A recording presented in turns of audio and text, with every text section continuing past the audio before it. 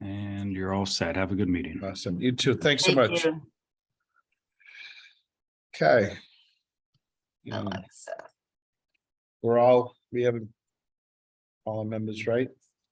Okay. Yep. Good 1, 2, evening 3, 4. That's it. to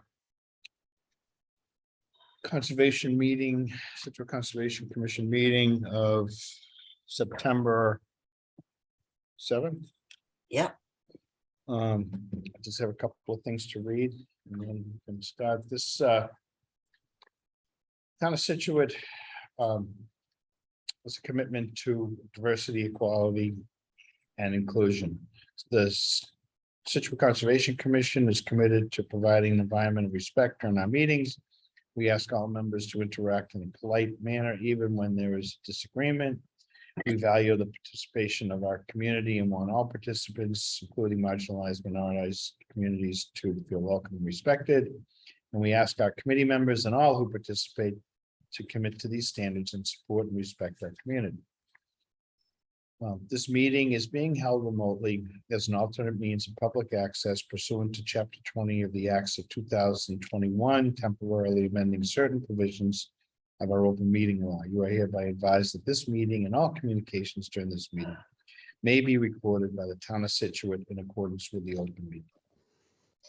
So all that said, we need to either amend or accept the agenda. Is there anything that we want to change or add?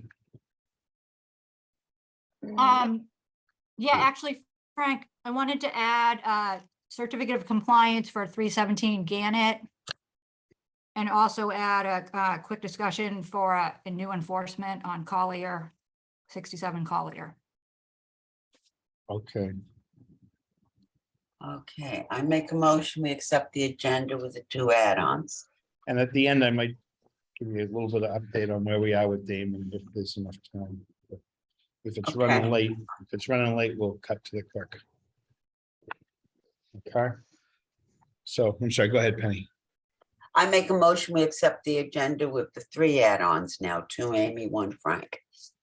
I just got a motion from Penny. Just reminder right now that it's only it's the 4 of us. It's Penny, Brendan, Doug, and myself. Yeah. So who'd like to second that?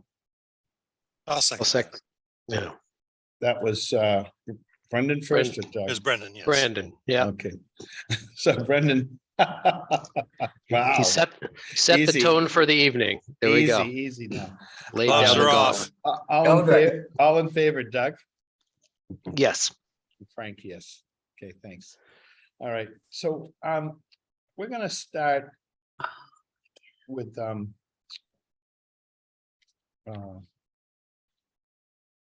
3A, right, Amy? Or do you want to Yeah, continue we'll the first 2 start first?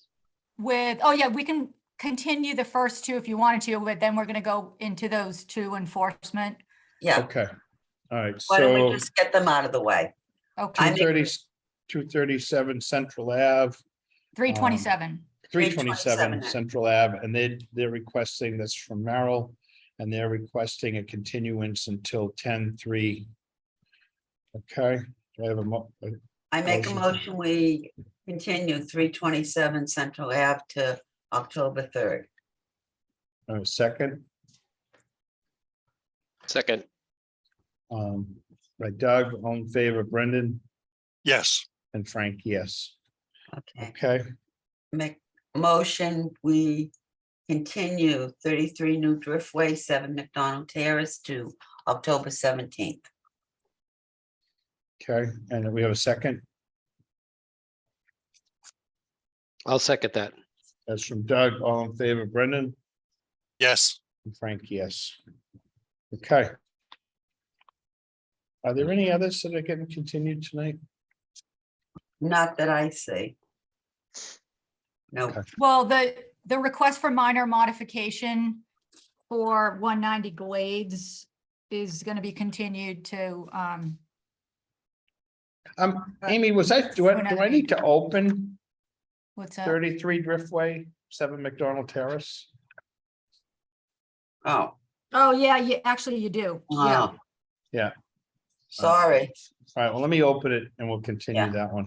yeah. On, on Good one, Frank. September 7th, 6 P.M. the Town Hall, Situate Conservation Commission will hold a wetlands hearing under chapter 131, section 40 of the Massachusetts General Laws and section 30700 Town of Situate Code of Bylaws regarding the application of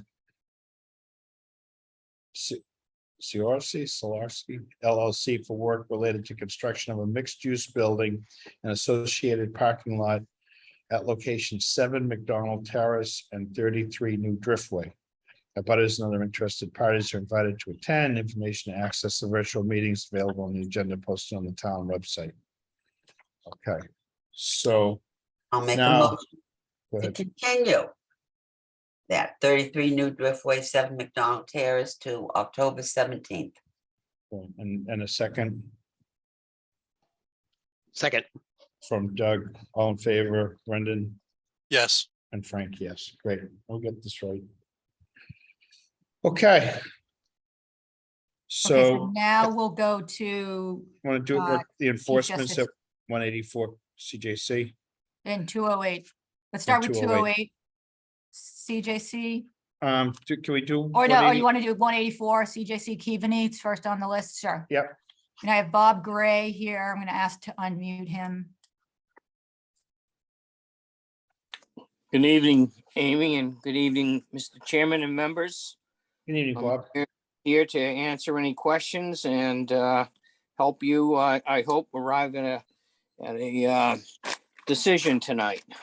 Okay, thank you. So Amy, you want to just maybe start with 184 with where we are with, or both of them, if you want to just tell us where we're at for the members.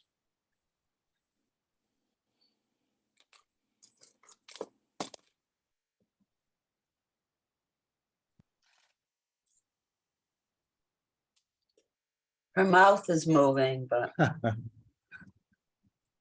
she's muted. Uh-oh. Okay, There she goes. there we go. Sorry, I was talking and I was also operating the machine. Sorry. So, so for both projects, we did receive updated replication plans, and they were put out to the team. So for this one, for the Keaveney project at 184 CJC, received a plan from Michael Ball and reviewed it with Bob Gray, and it looks pretty good. We also received estimate for the plantings. And while we did not, or at least I did not actually verify that the pricing, we do have numbers on the table for those plants. The planting plan looks like it, meshes with the plan for the neighboring property. And I think I can turn the details over to Bob, but I think we have it down to, I think we're pretty pleased with this plan, and then also the next plan for the revised plan that we received for 208 CJC. Both plans came in looking pretty good, and where I think that you're probably in a position where you could probably accept both plans. Maybe you might want to tweak some parts of maybe the Pacheco one. Not sure, the Keaveney, maybe Bob has some comments on the Keaveney that I am missing, but I think that they both look pretty good. We also have a performance bond agreement from Sean Sullivan, the attorney for Mr. Keaveney, in the amount of which you requested for 50,000 for that one. So that's also heading in the right direction. So all looking good. Okay, no bond for the other one. The other Well, let's- one, we're still working on the details of like the arrangement for a Okay, performance bond on that other site. And then I guess like one thing that is going to come up is the drought. And and just whether or not, it makes sense to plant these this fall or not, and what the plan is for execution and watering. So, Okay, Bob, is there anything you want to add there? I would concur with everything that you said. I do like both of the plans. I believe they both represent a good attempt to restore the area to its original state. I am happy that you have on the Cavani property reached a point where the bond seems to be acceptable. I looked over the transmittal that was giving an overall cost for the plantings, and it looks quite detailed and accurate. It does include the time for Mike Ball to provide oversight at 25 hours. So I think that that's great. As far as the Patio plan, I also feel that the revision that Brad made should be acceptable to the commission. He did add some more plantings between the two properties as we discussed at the last meeting. And he also added some tree or sapling species, if you will, to the view shed. I'm a little disappointed that the bond issue isn't in place at this point. But I think as far as the two plans, you should be able to accept those tonight. And the big question, which Amy touched on, which I don't have any real advice to give you, the big issue is whether or not, if these areas are planted this September, will they be able to be watered where the town of Scituate is under some type of ban or some type of a restriction on the use of outside watering. So I think that issue of the watering needs to be addressed before you decide whether or not you ask these parties to go forward with a fall planting versus a spring planting. I think Brad expressed what I feel: a fall planting is better, but a fall planting is not better if we don't have water.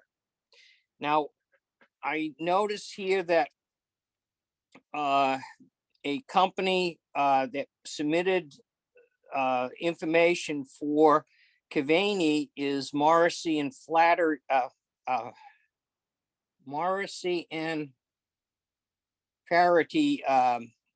Landscaping. Some of these landscaping companies have large water trucks. Maybe they can secure water in a surrounding community that's not under a drought restriction, but that's something that you'd have to make a determination and find out. I would recommend that you not go forward with a fall planting unless we can guarantee some degree of watering. Otherwise, those plants are not going to survive.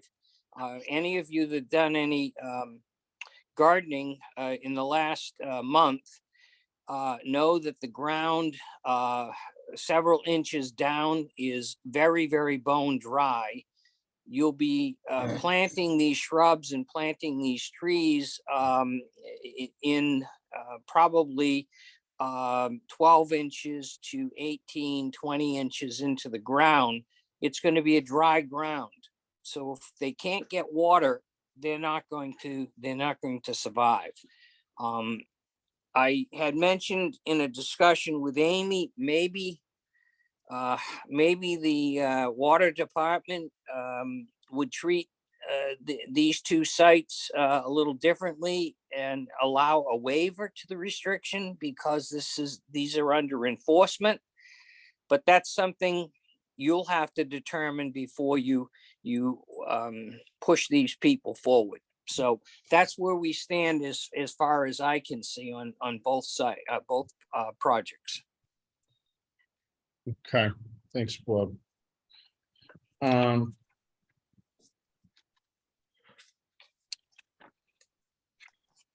Do we have anybody on for 184? That can maybe speak to the watering or anything like that?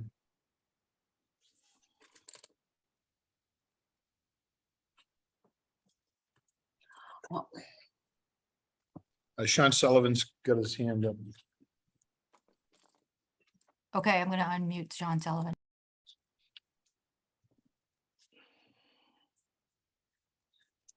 Thanks, Amy. Mike Ball actually just sent me a text message a minute ago. He's going to be on with us in, I think he said about 2 minutes. He was just pulling into his house. He had some emergency with something outside of work. So he'll be on with us in just a second. If you want to go to the Pacheco property, then he can discuss the 184 property. Okay. Sure. Why don't we do that? So at 2:08, wish we have Adam, he's got his hand up. Adam, if you want to give us any updates. Good evening, Adam Broth.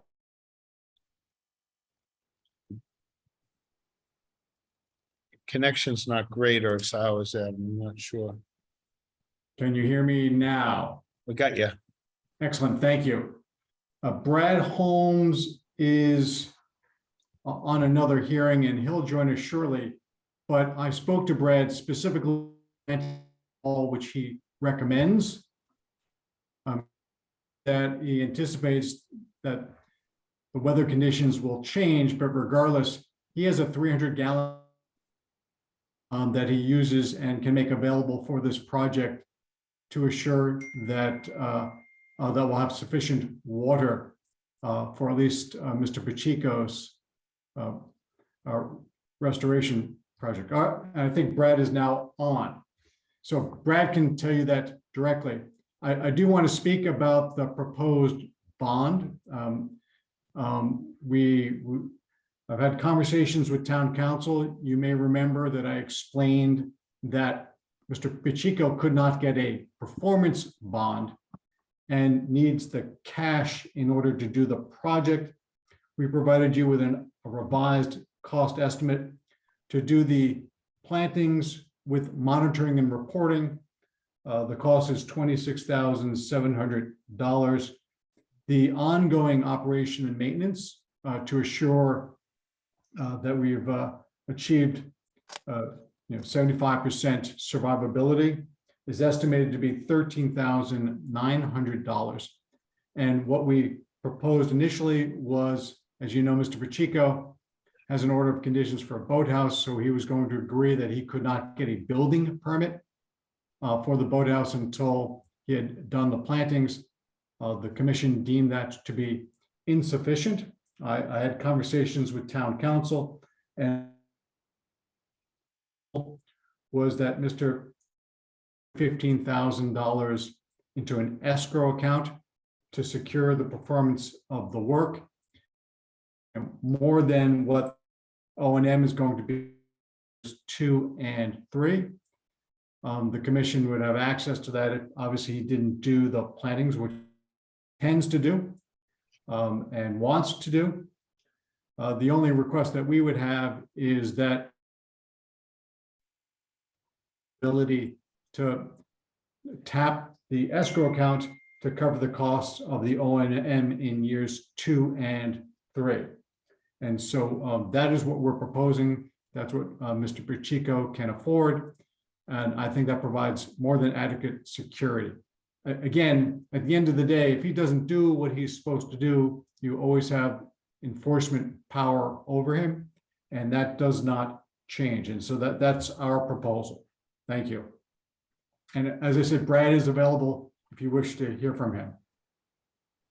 Adam, I'll jump in quick, members of the commission on watering in time of planting. If we can look towards a mid to end of October, usually weather conditions have changed. Plants are starting to go dormant. I haven't had a problem with fall plantings. I also haven't had planting in the drought conditions. I agree with Bob's assessment, but I think that if we wait till October, the seasons will change, the availability of water will change. I also have a 300-gallon tank that we've used before and have a line hooked up so we can fill it, bring it in on a truck and water from there. We used it last year in the Hanover project. So I do have that availability for bringing water to the site if we can't get the town to allow for watering from the water department. Thank you, Brad. Bob, do you have any questions for Brad? No, Or I would, comments or anything? I would concur, if we're going to go with the fall planting, hopefully, as we get through the rest of September, maybe we'll get a few more rains similar to what we just experienced. And maybe as we get into early to mid-October, things will be less restrictive. And I think Brad and I both, through experience, and I'm sure if Mike Ball is on and is listening, he too would indicate that the preferable planting is the fall of the year over the spring. Sometimes we have such sporadic beginnings to our spring. We'll have a little period of good planting weather followed by a snowstorm of several inches to feet, and so we have a lot of false starts. So I would prefer to see the planting, but the watering is still of concern to me. But Brad has made me feel a little more comfortable that it's doable. Okay. Can Bob or the applicant, can you just give me I know I've got them in an email here somewhere, but so the restoration plan for 184 was how much money? Did the applicant finally come up with an estimate? Does anybody remember? I have it in front of them. It came out today, but I don't have it.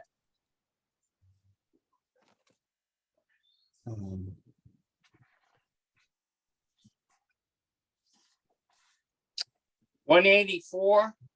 Yes, Yeah, that was, you're talking about the planting and the oversight. It's 14,119.48. 14,000. 119.48. Okay, and then was there a O&E on that, Bob?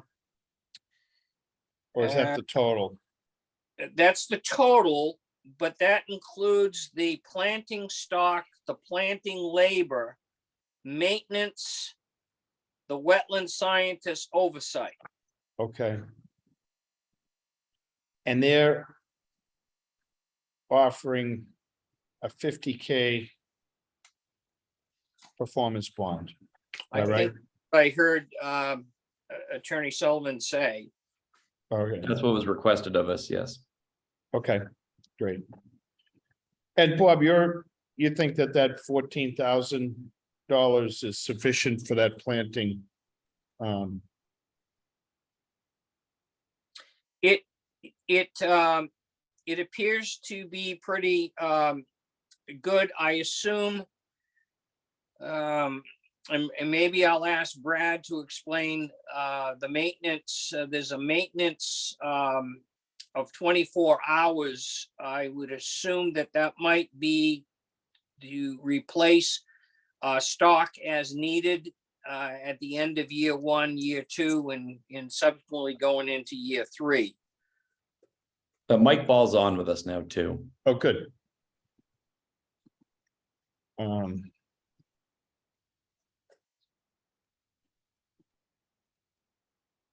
Maybe So, Mike or Sean maybe could answer. yeah, so I guess that's a question, for Mike, if you, I don't know if you heard part of this.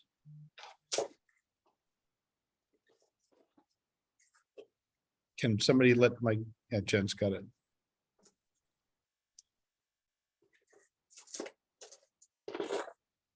Hi, can you hear me? Yep. Yep, sorry, I'm late to the meeting.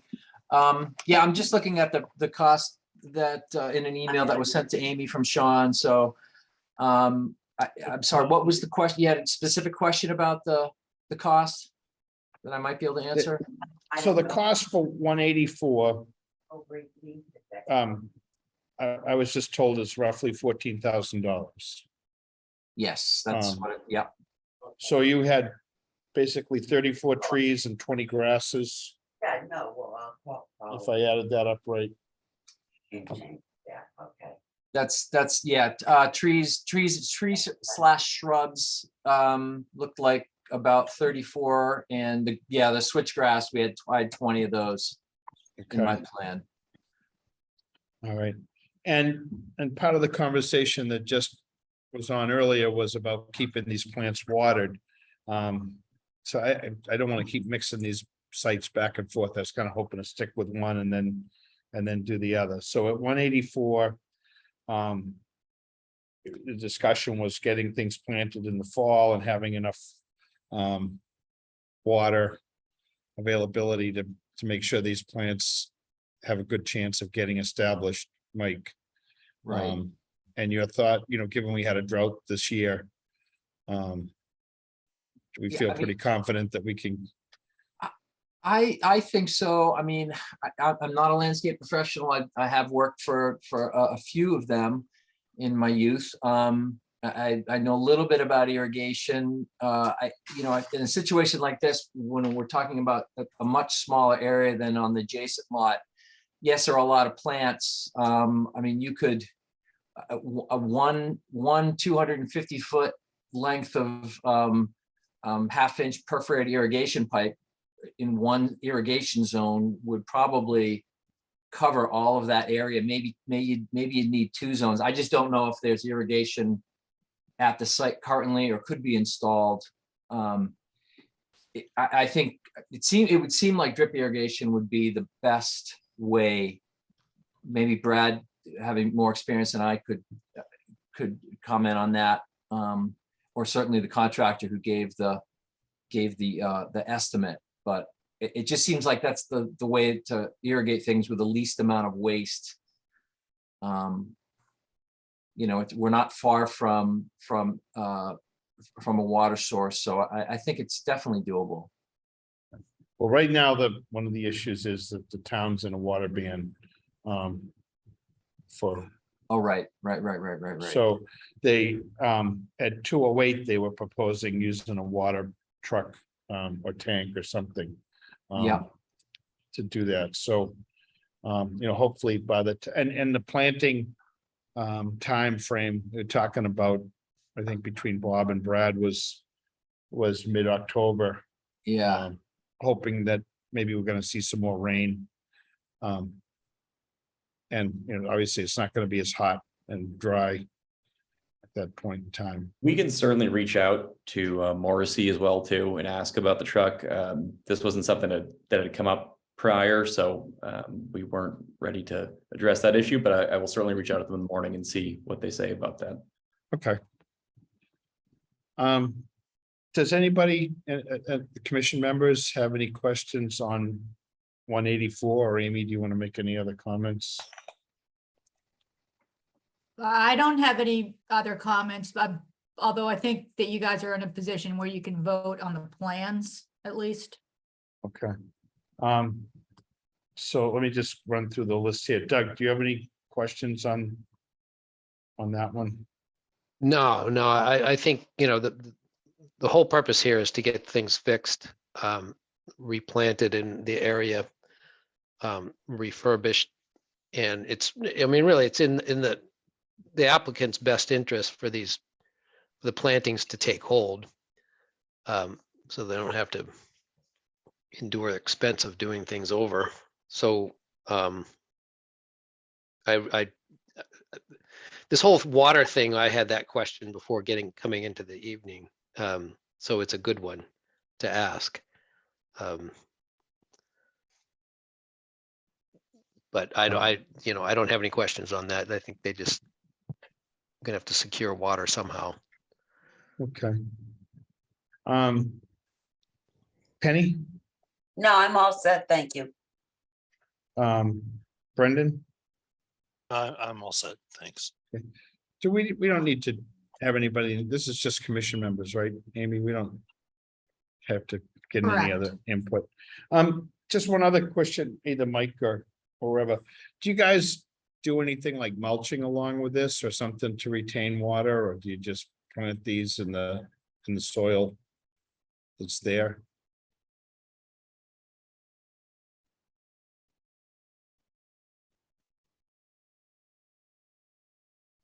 I mean, this is Mike. I mean, typically when a shrub or a tree would be planted, you would create kind of like a soil pan around the plant. That's just to retain water if it was hand watered. And yeah, I mean, you would mulch with maybe a straw mulch or something like that.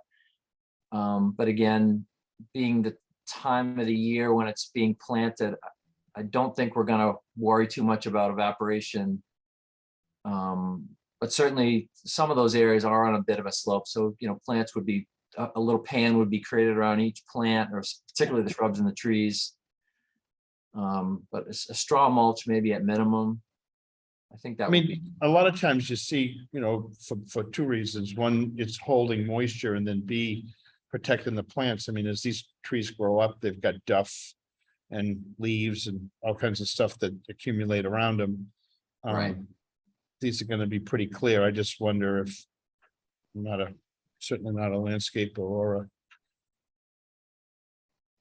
whatever, but just wondering if it makes sense that on top of the plants that maybe some money was spent to mulch them or something, to protect them both ways from any real cold or that. I mean, if they're in a nursery and they're saving them over for the winter, they usually push them all together and sort of cover them in some way.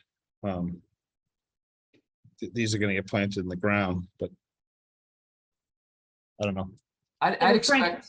you're not saying though that you want them to be like mulched out like wood chips. Well, maybe. I mean, I'm wondering if that's an alternative that might be considered. Brad's on as well. We can ask him when we get over to the other one, but there's the ability to use wood chips in some sort of thickness, a few inches or more, to cover the ground around those plants. Good for erosion and. I mean, shredded leaves would do the job. If you had shredded leaves, I know there's all kinds of different wood chips. I don't think we're talking about a bark mulch, but Right. No. shredded leaves, natural hardwood chips that a tree company might have. Yeah, I totally understand the soil erosion aspect and just applying something. I think the landscape contractor, I mean, it would be in their interest to plant everything appropriately so that so things do survive and they don't have to come back and redo their work. So I'd put maybe some of the responsibility on the landscape contractor, and probably would be in their description of work when their proposal's finalized, exactly what they're going to do, and that could certainly be reviewed by the commission if they want to be sure about it. Okay. And I guess in the notes on this one, you're talking about making sure that the plants don't get overcome with other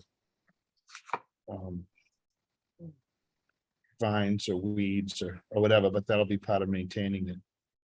That's certainly going to be an issue because already, I know you've all been to the site recently, but it is quite a bit of jungle of vines, invasive plants battling each other, and so that's definitely going to be a significant part of monitoring and management once the plants are in. Okay, and that's all gets agreed to and it's covered under their performance bond. Amy, with the performance bond, that would be something the town council would review just to make sure it touched on all the, Yes.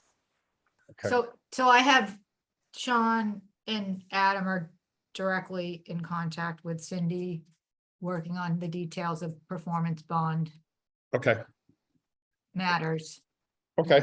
Well, we've already been at this for a bit, so it should keep moving. Okay. Okay, how about it, and back to 208. So what was the number? Thank you, Mike. Do we need to vote on 184 or we, Well, let's hear both of them and then we can okay. vote if we want to go with one on 208, either Brad or maybe I have it here. Just Sure, looking I for- can jump in quickly. The labor and materials estimate was 23,000. And then the final number was $40,600 when you add in years 2 and 3, and then add for monitoring and add in an estimated worst case scenario of 25% plant die off. So the total number was $40,600. Okay, And to go on to the quickly on the mulch, we do include in the task number 4 in the notes, we will be mulching each shrub and sapling with natural wood chips, not a processed mulch, but a more of a seasoned wood chip, and it helps retain moisture and protect the root ball. great. And I'm just looking at, I did pull that up, Brad. So you've got 250 saplings, 50 shrubs. I'm sorry, that's price per plant. Oh, shoot. So 20, yeah, that's a lot of plants. Okay, so 24, 36 shrubs.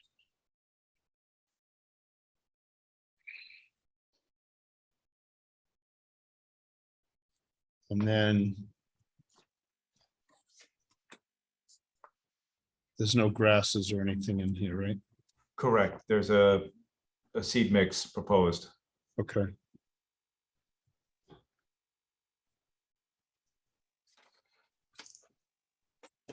And then a multiplier of 1.5 for the stock. For labor. Okay.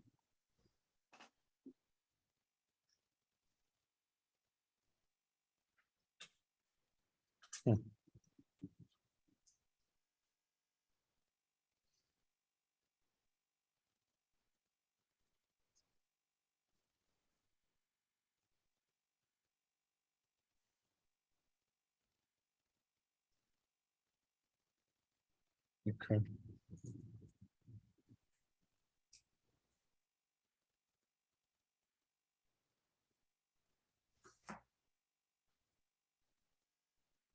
Anybody, any commission members? And I'm sorry, then Adam, your proposal is not to produce a bond, but to do what?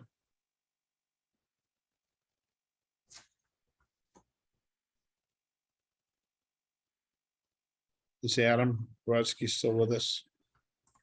I think maybe Ian Adams is jumping in for Adam. He's got his hand up. Can we let out Ian?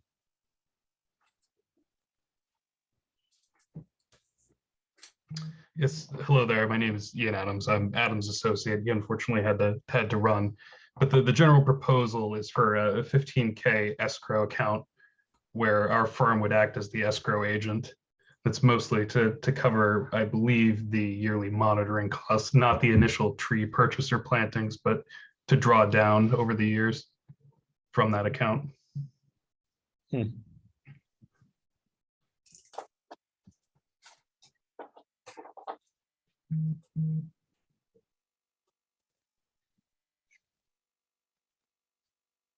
So there's no performance bond proposed. No. He can't afford it, Frank. Well, I'm asking. his attorney. But my understanding is that there's also not a product available if you're not a construction company in this particular situation. So this was an alternative.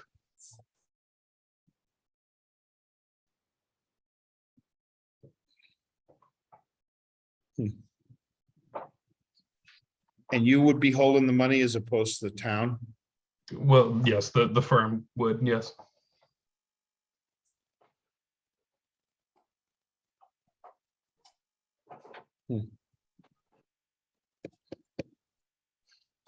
Amy, you wanna, any other questions or comments or? Well, just the comment is just that's, we've got that with town council. Okay. Yeah. All right, Doug? Your thoughts? or- Yeah, I'm trying to follow the whole thing. Like, so it sounds like the cost of doing all of this is $40,000 and so the bond is 15. Do I have that right? Well, they're not even really a bond. It They're isn't saying a they bond. want to escrow some money. But then they're actually asking, if I get it right, to draw that thing down. To use. To maintain this. So at the end of the day, there's really, So they're gonna put it in escrow, but then use it for the project. yeah, I guess I'm trying to. I mean, I get the risk that the town has, of course, is if this all fails and it's left the way it is, then the town, like, what do we do about it? I know, like Adam said, we still have enforcement power to try to demand more work Yeah. be done, but I really kind of hope we don't have to revisit this again. right. I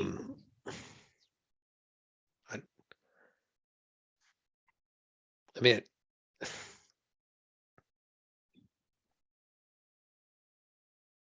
Well, I mean, we've put this out there that this could circle back to the state for administrative consent order.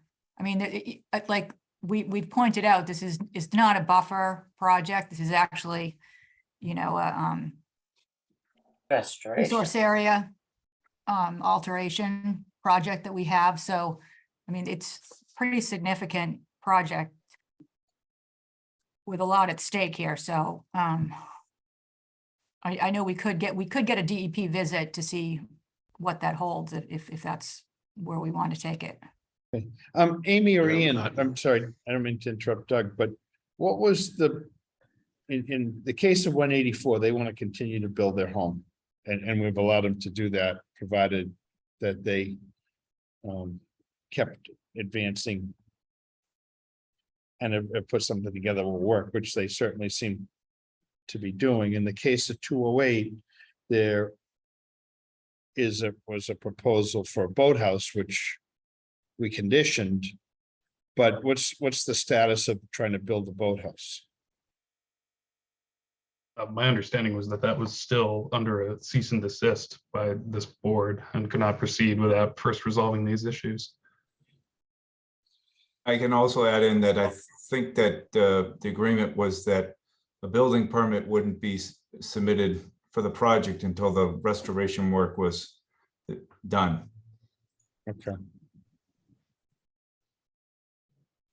All right. Well, I don't doubt that the applicant has an interest in getting this done because it's going to be a burden on the property until this is cleaned up. So I'm not implying that they're not going to do the work or anything, but I mean, things can happen.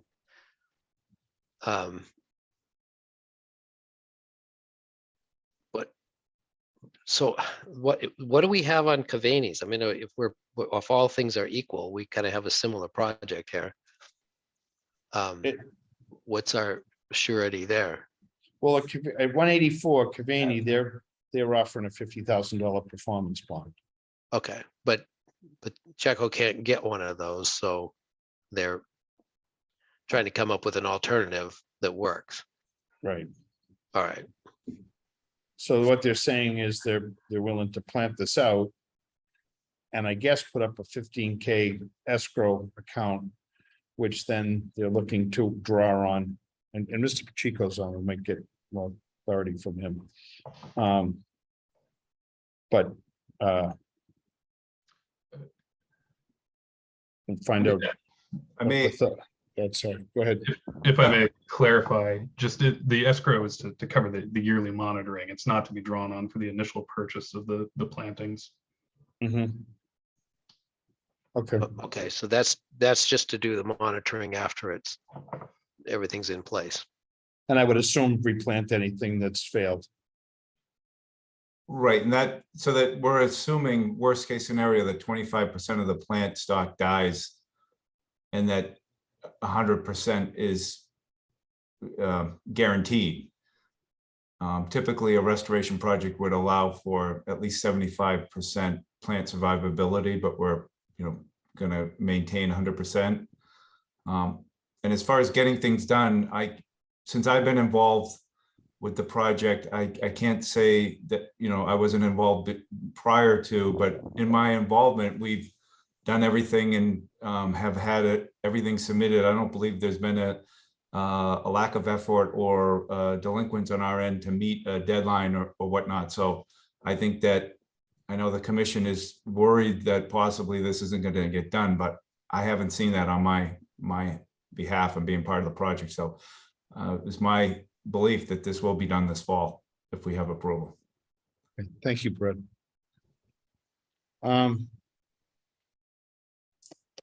Doug, I'm sorry, kind of cut you off. Yeah, I mean, I certainly want to get it done. I want to move it forward. I don't want to delay it. I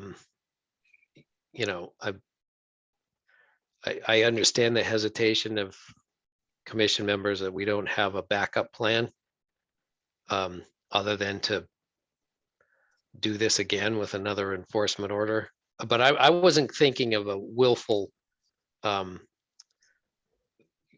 situation where he just decides just not to do the work. I wasn't really implying anything like that. I was thinking of something else, like illness or whatever other kind of catastrophes that can happen. That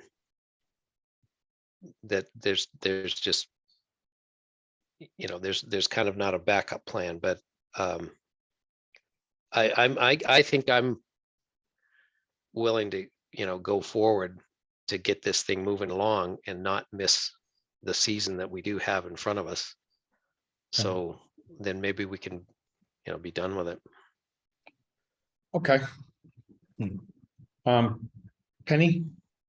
Yeah, the only thing I want to ask you, Frank, is there's like a moratorium on that boathouse. Absolutely nothing gets done until all the planting's done. When would be the earliest time you would allow him to start that? After the plantings are in or next spring? After they've survived the winter? Well, something we can. Well, we have to certainly- have something Yeah, in no, our pocket to make sure, because we're not gonna get the 40 grand sitting or the 50,000 sitting. So that's my thought. yeah, good point. Brendan? I actually have pretty much the same concerns as like Doug and Penny, so I just don't want to hash through it again. I'm just, of course, concerned that this gets done and moves forward. So, and I wanted to move forward quickly. So that's just kind of where I stand. Okay. Thank you. Do we want to, is there anybody else with a hand up? As far as participants, I mean, we're not taking any outside input on this. We've got Ian and Sean Sullivan, and then we have Mike and Brad. Anybody else?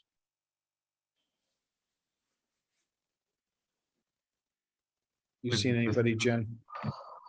I guess I'm just concerned with the amount of the difference in what was requested for the $50,000 bond for Keavney, and then the $150,000 that was requested for Pacheco Right. initially, and we're doing what was requested of us, is what we've been saying from the outset of this. So, we're trying to get this done. We're trying to do it timely. I mean, the cost of the plantings on the Keavney property are significantly less than the Pacheco property, according to the estimates, and no one disagrees that the estimate we're providing is seems to be accurate. So I guess I would just ask that the bond be reduced for the Keavney property, then, if it's going to be also, if it's going to be an escrowed amount for the Pacheco property, based on it was tripled previously compared to what the Keavney property was. Yeah, I can see your thoughts, and I don't know that we've accepted this escrow account alternative, to be honest with you. And the other thing I just could point out is that Mr. Keavney's property is continuing and is ongoing, and right now we have a cease and desist on this other project for the boathouse that they've got to get over, or we're going to keep that on there. So a little bit of difference, but the monetary part concerns me, given the area of 208, and they're up to 40 grand. And you guys are at 15, 14.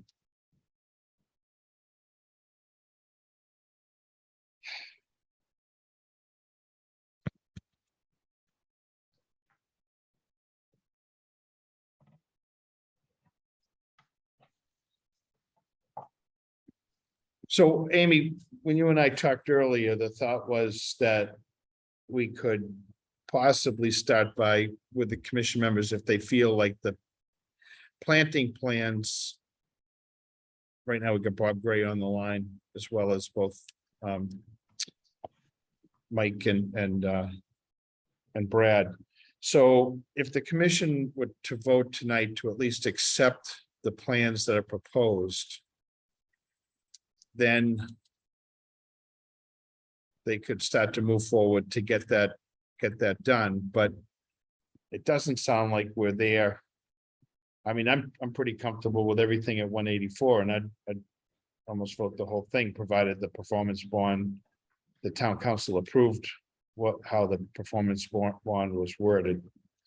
But at 208, I guess if Bob's happy with the planting plan, we could accept that, but I'm not sure I'm ready to accept, or I know I'm not ready to accept that escrow proposal. Yeah. Okay, so you could vote pending working out those details. Yep. So you want to take a motion, Frank? How do you, anybody have any other comment on that? So are we, we're going to vote for 184. I mean, I think we should do these separately, obviously. Yes. Yes, Yep. we're going Okay. to, yeah, Separately. definitely.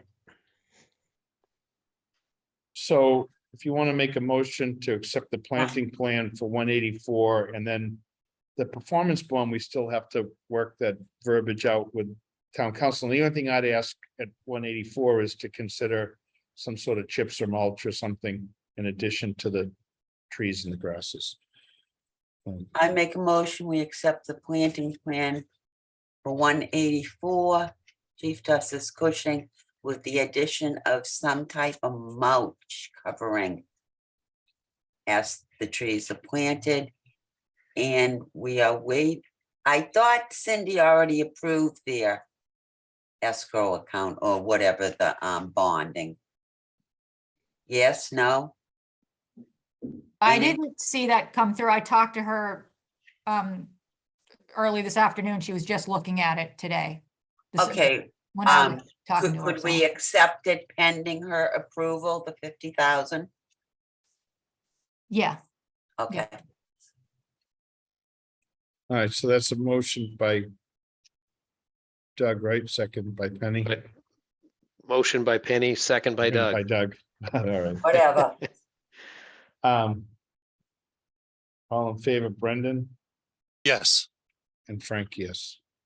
Okay, Okay, So- and then I'm so for just two going oh to eight, make a motion to accept the planting plan only for 208 Chief Justice Cushing.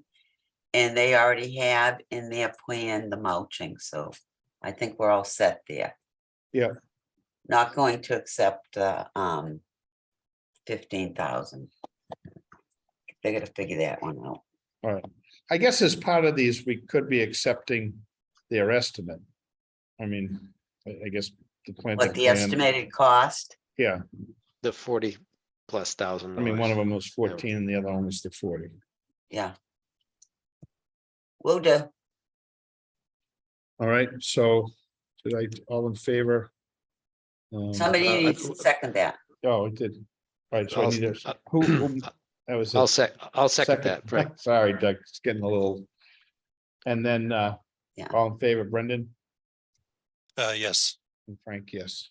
Okay, All right, let's move. Thank thanks, you. Ben. Thank you. Thank you, peoples. All right, 31 Kingsway. Night all. Well, thanks so night. much. You've been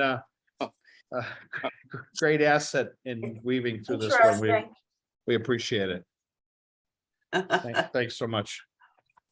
Subject.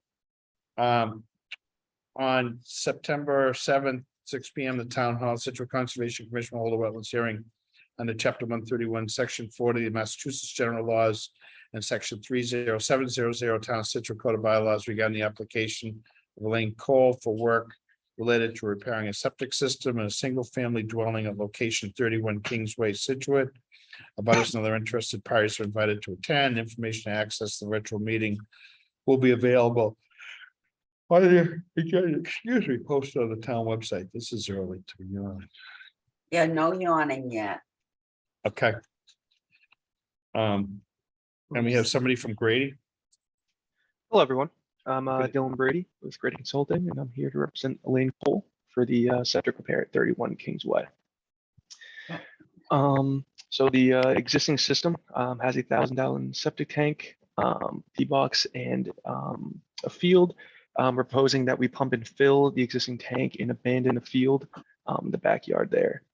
And we're proposing to install a 1,500-gallon septic tank, D-box, and a 52-foot long by 18-foot wide advanced enviroseptic wastewater treatment system with 300 linear feet of pipe in a 936 square foot sand bed. Just note that all of the permanent components are outside of the 50-foot wetland buffer zone. And the red line shows the proposed erosion control and limit of work. And I'll open up to any questions you may have about the project. Okay, Amy. Yeah, so septic repair, one thing, Dylan, I did note that this has open orders for a septic repair for 68-2679. From 2017, because I do remember this project from when I first started with the town, actually. And I didn't know if, was Grady the consultant for those orders? Too, but anyways, there should be a CFC for work never completed, just to administratively close those out. Didn't know if you those, looks like Elaine Cole has her hand up. Let's see what she has to say. Here we go. Elaine, Elaine, hello? hello. Oh, Good evening. Do you want to speak to those orders, Elaine? Can you hear me okay? We can. Okay, so I think, Amy, you are referring to, we were originally going to do an addition on the property to the right, and we put forth plans and submitted those, and we have an open order of conditions for those plans, which I extended because we thought we were going, my son was going to buy the home. In fact, he didn't in the end, but we've kept them open Oh, okay, okay. So it wasn't for a septic, because that's good, because Board of Health, we were looking at those two. Okay, so was it gonna move the septic there with the addition too, though? whatsoever to do with the septic. It was just for the addition. Oh, okay, all right. We So ordered then you, them just because we're selling the home next year. And, you know, if somebody wanted to do an addition, you know, it's been approved. It's just a bonus, so to speak. If nobody yeah, good. You don't have to close them out then. Good. close them out when we sell the home. So that's what that's for. It's got nothing to do with the septic. Perfect. Thank you so much for clarifying that. Okay, so no DEP comment and otherwise good repair for the septic system. Okay. Penny, No, all good. Brendan,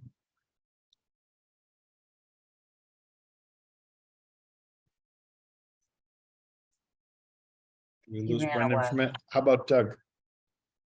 Not really. Dylan, where was the existing system though? In the same location? No, so we have a leader there. I don't know if you can't see my arrow here, but on the top leader on the right side, it has the Oh, there it approximate is, location. in the back. It's not like, there's no bounds drawn around like the, Correct, yes. I believe there is Rectangle, no okay. records on file at the Board of Yeah. Health for the- so just kind of pointing out, this is much farther away from the wetlands within the existing one it was, so it's definitely an improvement for the situation. Correct. So, yeah, All no, thanks. good, all good, all good. Okay.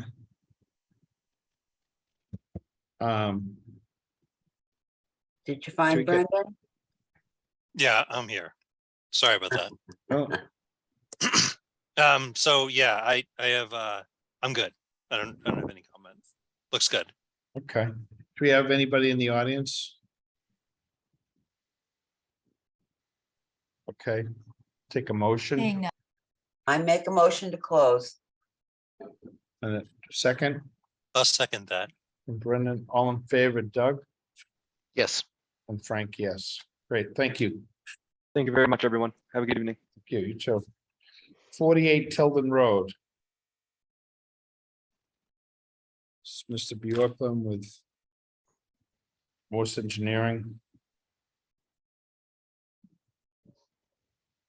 Da, da, da, da, da, da, da, da. Oh, shoot. Thanks, Tim. You got open.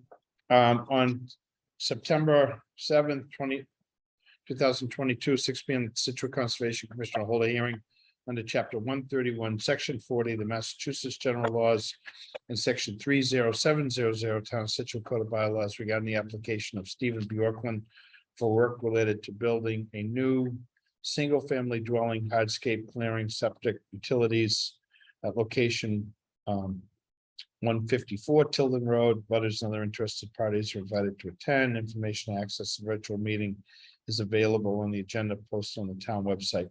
There's also an adjacent one at 148. I'm just wondering if I should open both of them. So we can deal with these together. Amy, your thoughts on that? Sounds good. So on September 7th, 6 p.m. the Town Hall, Scituate Conservation Commission will hold a wetlands hearing under chapter 131, section 40 of Massachusetts General Laws and section 30700 Town of Scituate Code of Bylaws regarding the application of Stephen Bjorklund for work related to building a new single-family dwelling, hardscape clearing, septic utilities at location 148 Tilden Road, Scituate. Others and other interested parties are invited to attend. Information access to virtual meeting is available on the town website. Okay. We have somebody from Morse Engineering. We have Greg Morse on. Good evening, this is Greg. Hey, Greg. Hi. So yeah, as just was read into the record, this is a notice of intent filed for the property owner, Steve Bjorklund. I believe Steve is on the Zoom call as well. This is a notice of intent associated with the construction of a new single-family home. Again, as just read into the record, there were two separate properties here. They are abutting each other. The first property is 154 Tilden Road. It's also known as Lot 1, and that is the plan that's before you on the screen right now. The adjacent property, which would be at the bottom of the screen, is 148 Tilden Road, known as Lot 2. So starting with what's on the screen here, Lot 1. Lot 1 is approximately 22,154 square feet in size. The wetlands are on the right-hand side of the lot there. They're highlighted in blue. That wetland line is a bordering vegetated wetland. It was originally delineated by Brad Holmes of Environmental Consulting and Restoration.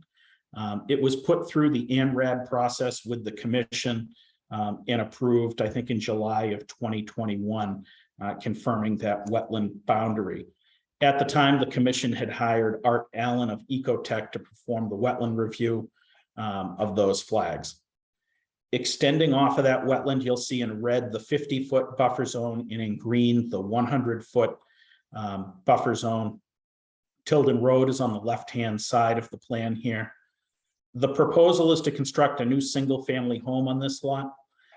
The new single-family home you'll see is kind of centrally located on the lot itself. Access would be off of Tilden Road with a new paved driveway. Utility connections would be off of Tilden Road. You'd have access to gas, electric, and then a private on-site septic system located in the front yard. The septic system on this site is entirely outside the 100-foot buffer zone with the leaching field.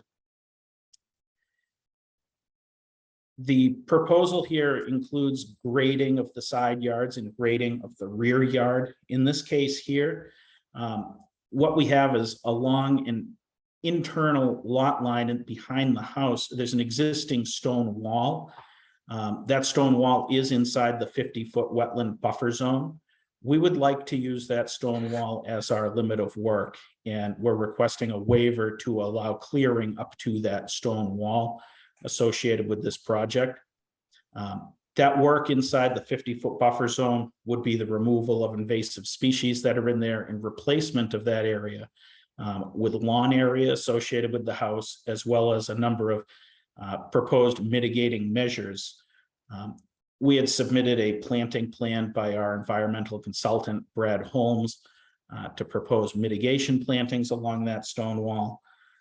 We also are proposing several other features throughout the site. We recognize the commission typically uses the 50-foot buffer as a no disturbance zone. However, in this case here, with this single family home site, while it is possible to construct it entirely outside the 50-foot buffer, we feel that over time, if someone was to move into this house, they would certainly encroach into that 50-foot buffer, and it would cause an enforcement issue with the commission. The stone wall that's there really does serve as a hard boundary that already exists at the site. As I just said, the mitigating measures that we're taking include a 10-foot planting strip, which would be in front of the wall, that was outlined in Brad Holmes' planting plan. It includes invasive species removal and treatment elsewhere on the lot. It also includes two other items that are not depicted entirely on this plan. But item number one is We lost them. at the north property that discharges from Tilden Road onto the applicant's property. That drain was installed by the town of Scituate.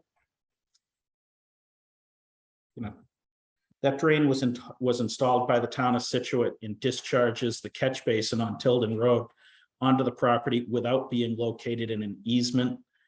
The town also constructed a small detention basin in that northerly corner of this lot. So the applicant is working with DPW to formalize a drainage easement and give the town rights to discharge the water from Tilden Road onto the property, as well as to extend that drainage pipe. And you'll see that the extension of that drainage pipe is depicted along the northern property line here, so that discharge is down closer to the 50-foot buffer zone. In addition to working with the town and the DPW to correct the drainage issues at the site, the applicant has control of the property immediately to the east of this property. It's approximately 1.5 acres in size. It abuts 2 properties that are owned by the town of Scituate, and he would be donating that property to the town of Scituate to create one larger contiguous property for mitigation. The DEP had no comments on this lot. So again, while we recognize that a waiver is required for the 50-foot buffer, we feel that extensive mitigation has been proposed and that your regulations allow in cases like this waiver of the 50-foot buffer where mitigation is proposed. If you want to change the plan to lot 2, I can discuss lot 2, which is largely the same conversation. Lot 2 here, again, being a lot that's 21,668 square feet in size. The wetlands are on the right-hand side in blue. Those wetlands were previously approved through an ANRAD. Brad Holmes being our wetland scientist, the commission had Art Allen review those locations. The 50-foot buffer in red and the 100-foot buffer in green. A new single-family home with access off of Tilden Road with a septic system and utilities on Tilden Road. The septic system entirely outside the 100-foot buffer zone. Again, all of the work for access to the site and construction of this home outside the 50-foot buffer zone. But again, asking for permission to clear up to an existing stone wall, which is inside the 50, providing the mitigation that I formally mentioned. DEP had no comments on this site either. I'd turn it over to you at this point. Okay, thank you, Greg. Amy, am I right? Do we have Art Allen, who is our consultant, peer review on this one? Yes, we do. I'll unmute Art. Okay. Hi, Art. Hey, Amy, Commissioners, Art Allen from Ecotech, peer review consultant for the commission. As noted, I was retained to review the notices of intent, having formally reviewed the ANRAD and wetland boundaries. I provided comments on the notices of intent for both 148 and 154 dated August 29th, 2022. I am in agreement with the wetland boundaries as depicted. They appear to reflect what was approved in the order of resource area delineation that I was involved in. And I agree with the description of the projects.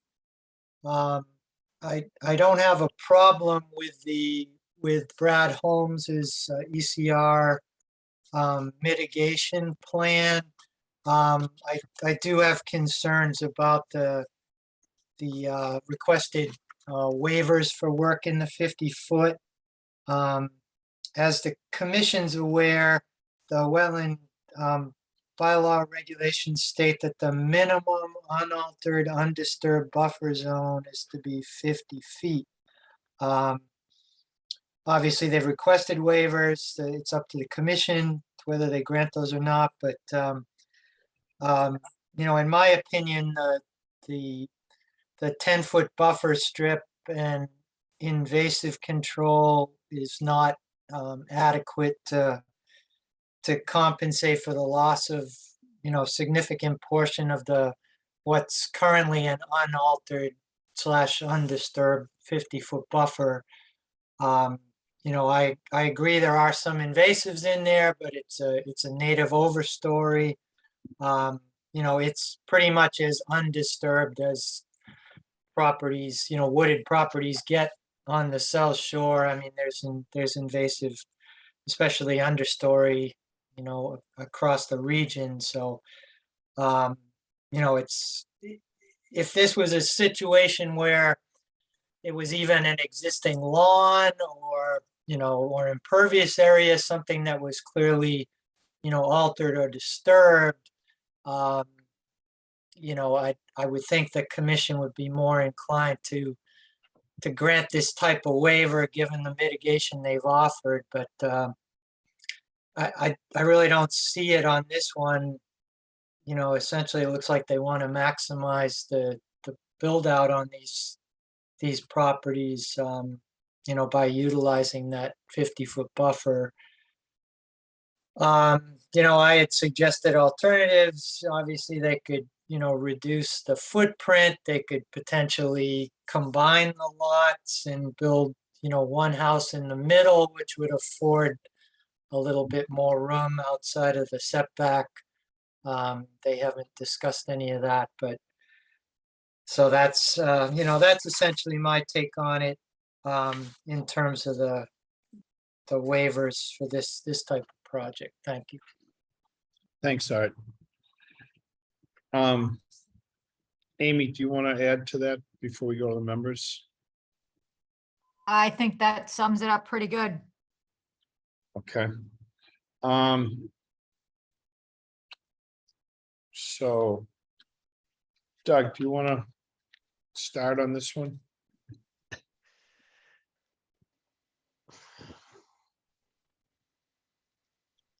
It's kind of, yeah, it's, Sorry. yeah, no, it's Somebody's got to tight. start. Yeah, I know. I'm digesting the plan here. I brought up the full-size plans on my, so I could see them a little bit better, zoom around and whatnot. So it looks like there's some grading. Well, okay, they're proposing grading. They're actually asking for a waiver to go back into the 50-foot in exchange for the plan. I haven't seen the planting plan. Not that I have expertise to dissect the planting plan. One thing I was going to ask Greg is like on one, let's see, which one is this? The north lot, which is 154. There's it looks like there's a catch basin that drains out into the property. Does that currently just drain over land into the property? And then you're proposing a drain line to intercept that and run out to a like a riprap outlet?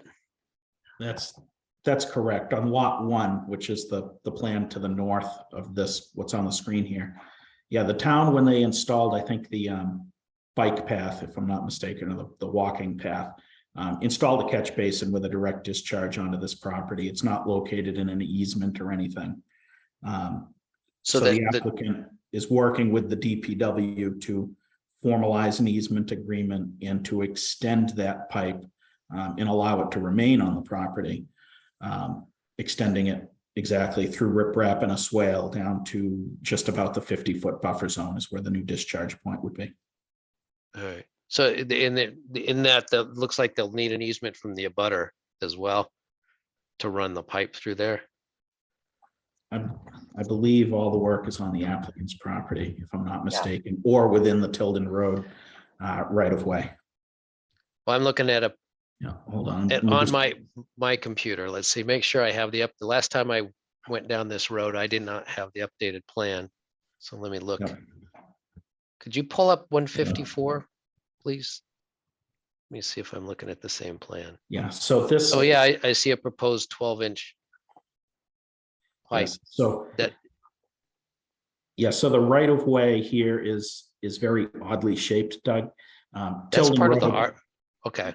Yeah, so Tilden Road comes along the frontage of this lot as you see it, and then goes back toward the back of this lot. So that triangle there is part of the right of way of Tilden Road. Oh, no kidding. Yeah, that is odd. All right. Yeah. Well, there's my confusion. Yeah. Reason being because if it's, you know, significant to this project, then they'd have to be a party to the notice of intent, but I get it. So that's not the case. That's right away. All right. Yeah. That's weird. All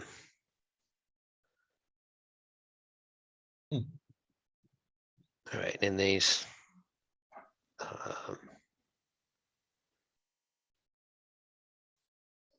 yeah, there's a lot.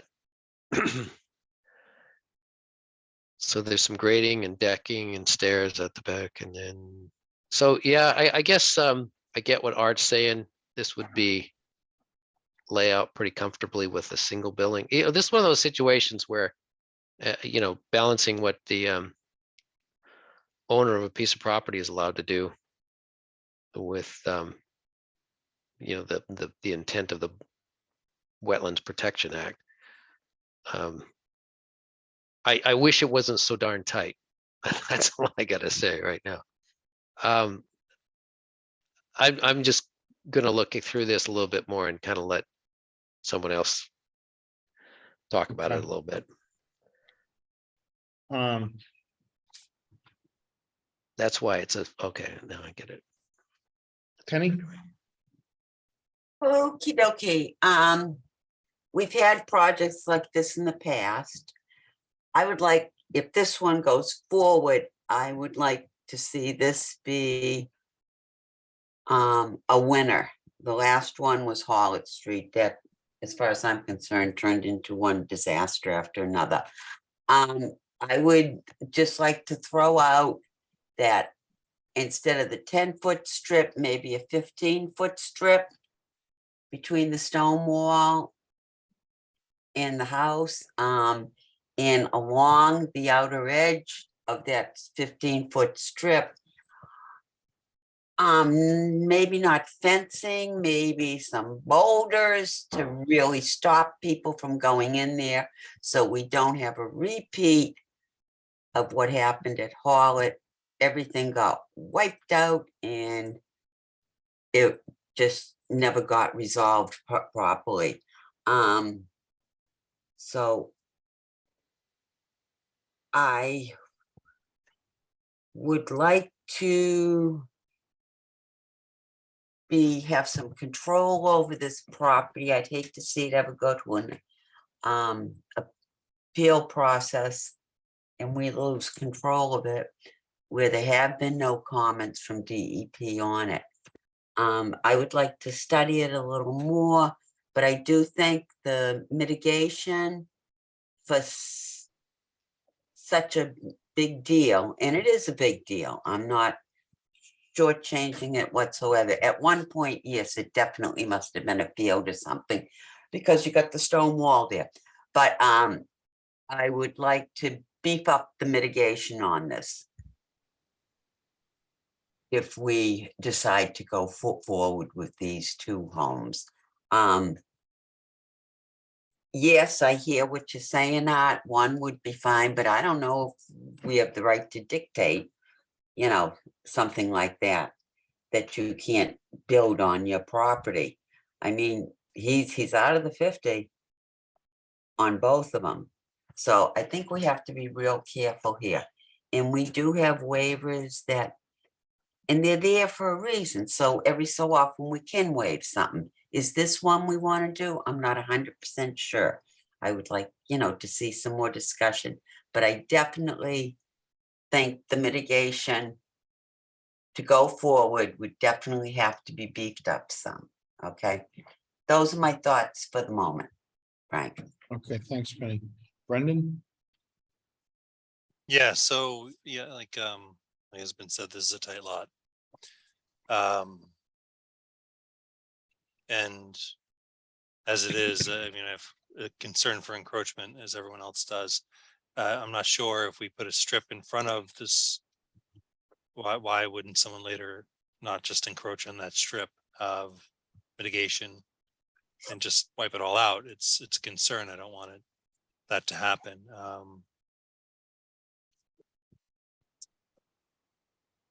That's really kind of where I'm at. I'm just still kind of processing this one.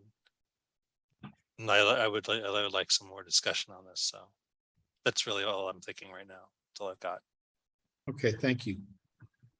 Do we have a mitigation plan for 148, or is there not one proposed for that? There is one that depicts both. Yeah.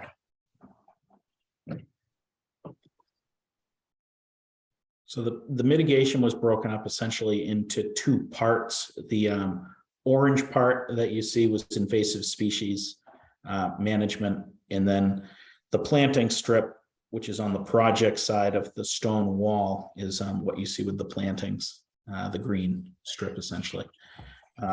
Those areas, so this lot here is lot 2. There's 8,980 square feet of 50-foot buffer on lot 2. The encroachment into the buffer represents 1,323 square feet, which is 14.7% of the 50-foot buffer that gets altered with the proposal. So just under 15% of the buffer gets altered with this proposal. I'm seeing a planting plan with the invasives for 154, but I'm not seeing it for 148. This is one. Isn't that right on the screen? Oh, I'm sorry, 148. Do I have 150? Okay, all right, I got it. Okay. Sorry. All right.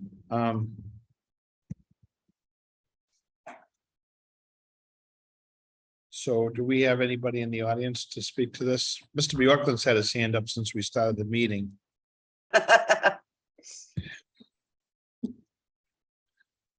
Jen will let you in. Hold on. Is that what you want to take the audience now, Frank? I think, and plus, do you have anything else you want to add, Amy? No, I don't have anything I need to add. Okay. All right. Looks like Steve's got his hand up, so if he wants to speak to this. Can you hear me now, Frank? We got you. Okay. Yeah, the gist of this whole project here and what we're trying to do in the back is identical to what we did on Hallett Street, which I know you and Penny were both involved in a number of years ago, where we actually fixed a town drain that was out of an easement. And we did propose planting plans, some within the 50. That particular project actually had part of the house, part of the deck, and part of the patio inside the 50-foot no-build zone. This one was actually designed to keep all the construction outside of the 50.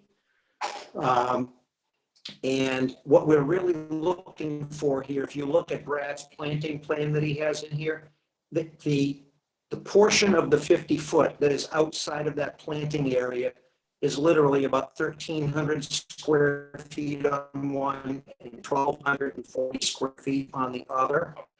So it's really a long area with houses. And I understand the concern, Penny, as far as, how can we be sure that somebody isn't going to go back and Frank, tear I out can't the hear him. plants that- Can you?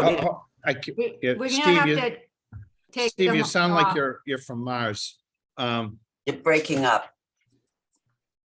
Maybe try it without audio. If you turn your video off, Steve. Try turning your video off and just doing audio. I think he looks It's not video. completely froze at this point. Do I look better? Yeah, I like the yes. You might just be a little clearer. That's all. Go ahead and give it another shot. I heard you say something about genius, I thought. I wasn't sure.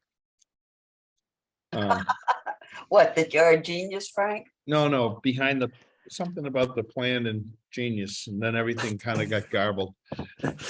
I don't know if it was actually genius, but in my opinion, after doing this for a considerable amount of time, I think the plan is reasonable. That would be the best term that I would use. Okay.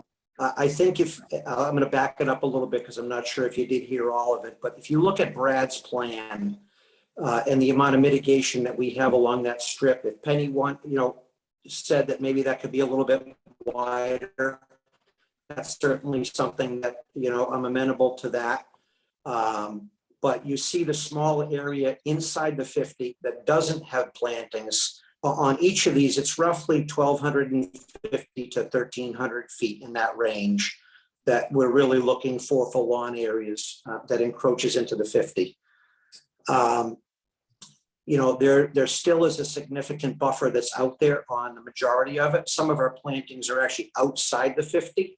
in an area that could be used, but we're planting that, and that'll be a non-disturbance zone as well, somewhat between the 50 and the 100-foot.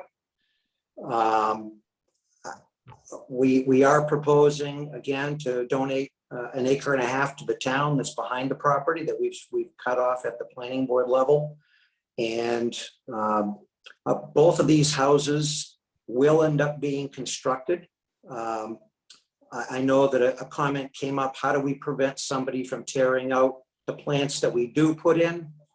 It did happen on one of the homes over on Hollitt Street.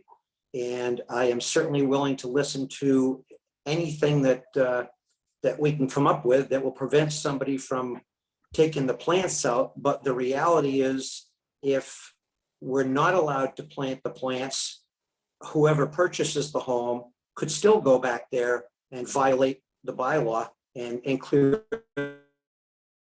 We're in a better position if we do plant the area and so that there's a small backyard area. The likelihood of a homeowner going in there and taking that down is going to be a lot less than somebody going into the area.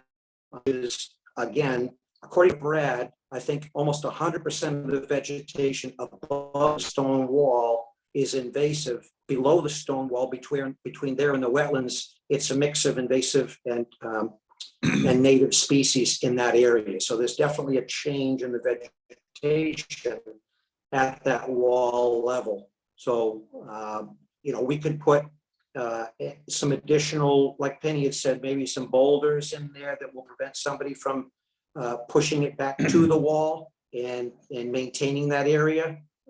We just did this on Hatherley Road on a project that, in my opinion, came out fantastic. And they have basically about a 20-foot backyard behind the house there. And we used a split rail fence in that area to do it. And it came out perfect. And the people that live in that house are honoring that.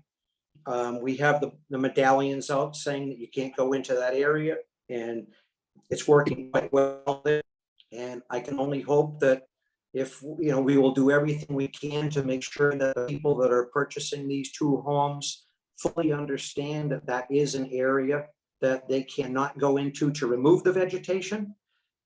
In Art's letter, it talked about really being somewhat of a short-term solution to put this 10-foot planting strip in there, because the invasives will come back in and take that area back over again. But we're certainly willing to accept a condition that says that maybe at a minimum, on an annual basis, in perpetuity, that the owners of these properties will have to go back and remove invasives while leaving the natives in place. And we certainly would accept some type of a monitoring program as well, because I want this to work.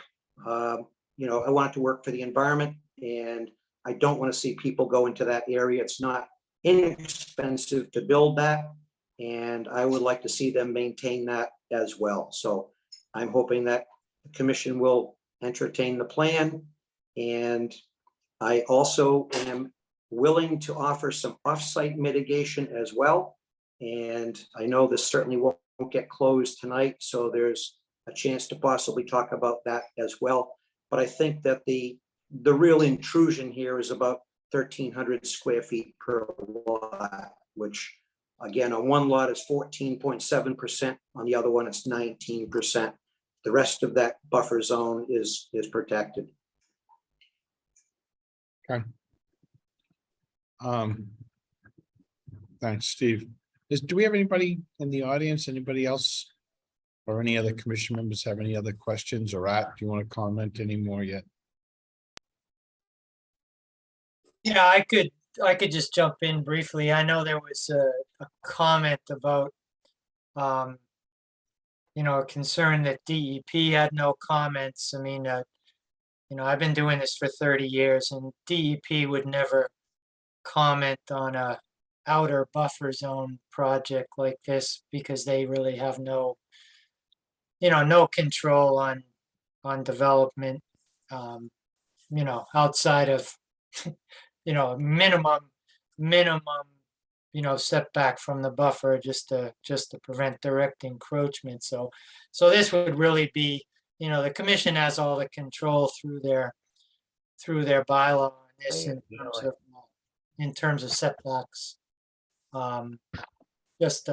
Yeah, so just the fact that DEP issued a file number with no comments really doesn't mean very much, on an outer buffer zone project like this. I mean, the town has chosen to take more control and provide additional setbacks. So it's kind of on you guys. That's all. Okay, thank you.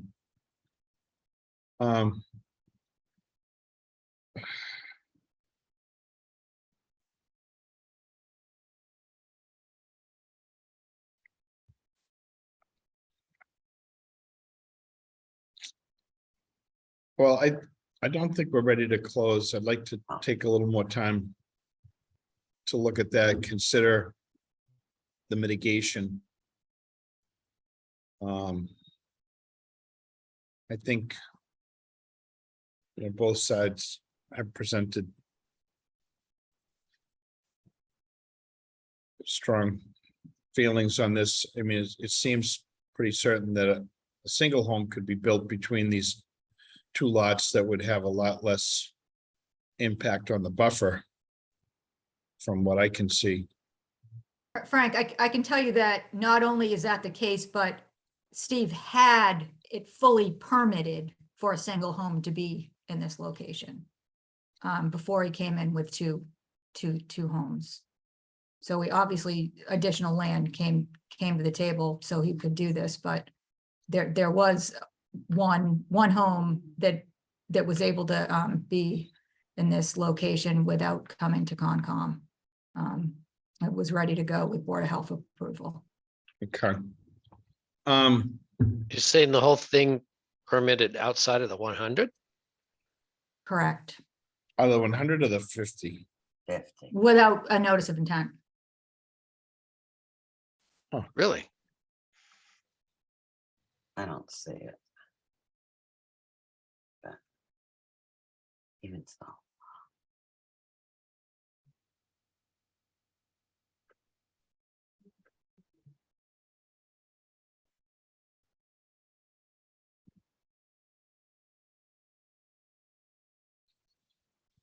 Through the chair, this is Art again.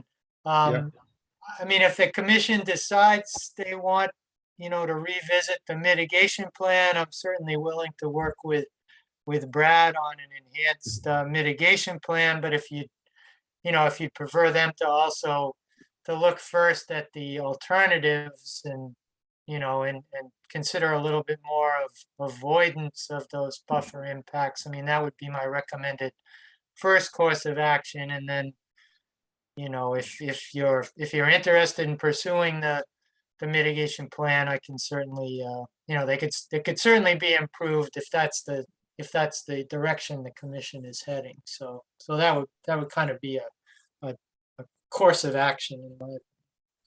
Yep, I appreciate that, Art, and we more than likely would ask you and Brad to work together. I don't know.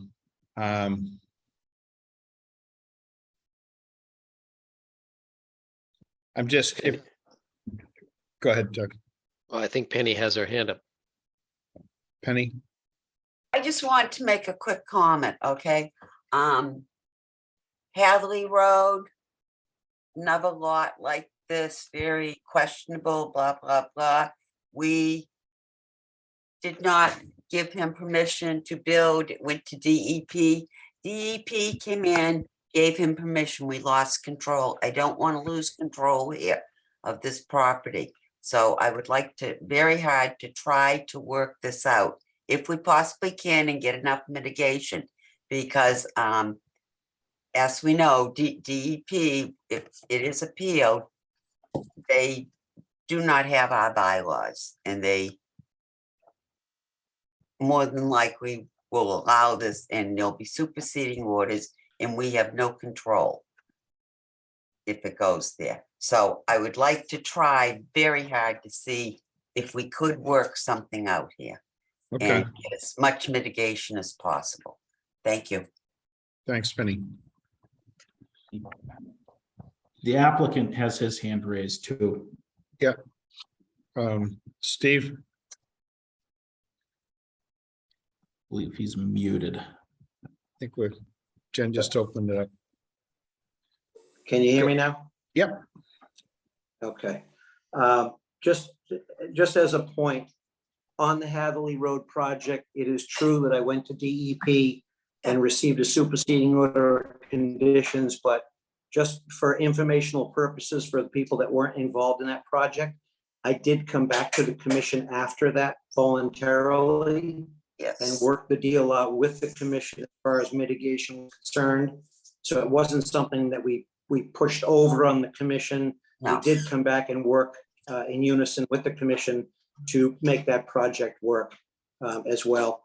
I appreciate the fact that Art Allen is saying that he would be glad to work with Brad if the commission sees fit. I have no problem as far as that's concerned at all.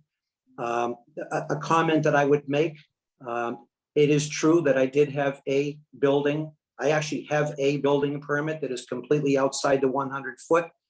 It's a totally different project than what I'm looking for right now.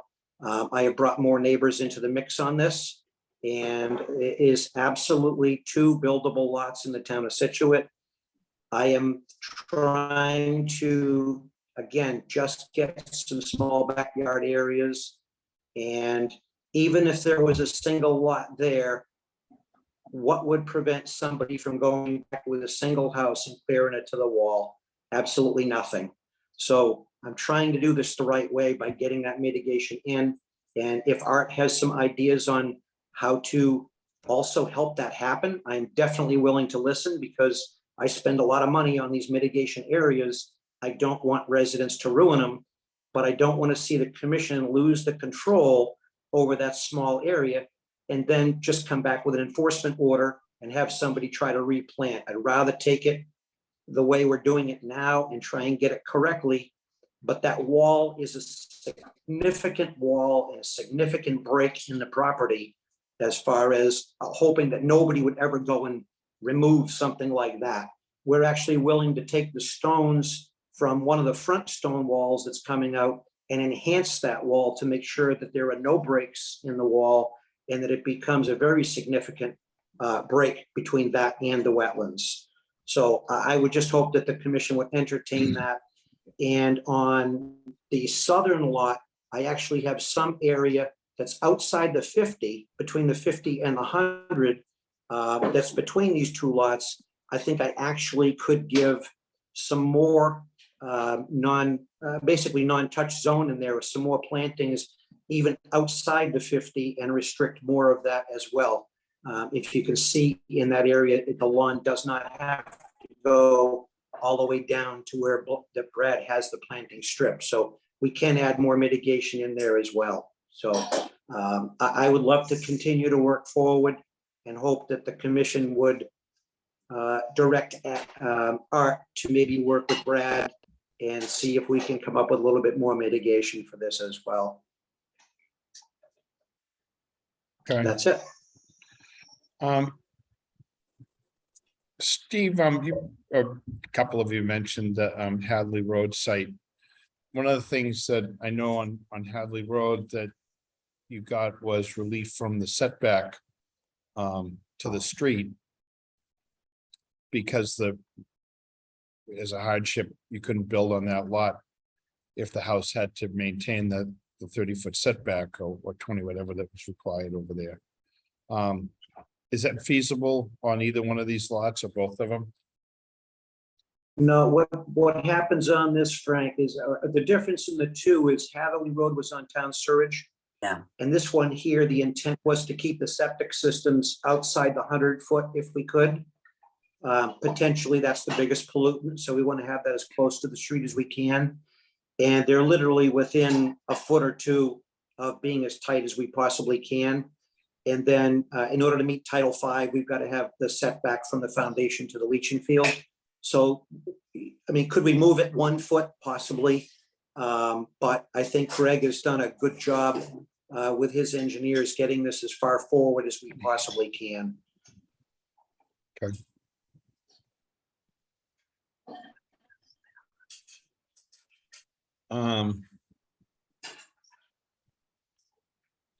All right, well, again, I think we just as soon continue this one, talk about that mitigation. Mhm. See what else we can.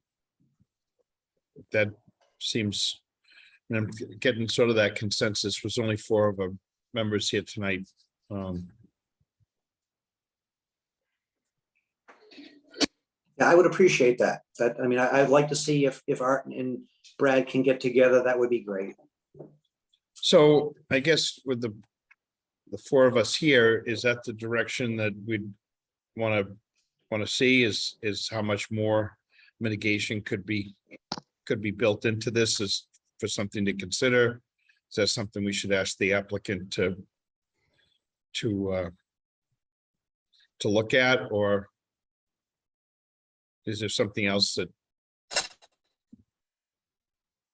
Well, rather before we I- give them any direct, I mean, that doesn't guarantee that anything gets approved or not, but if we're going to continue this, Why don't you start by walking the site?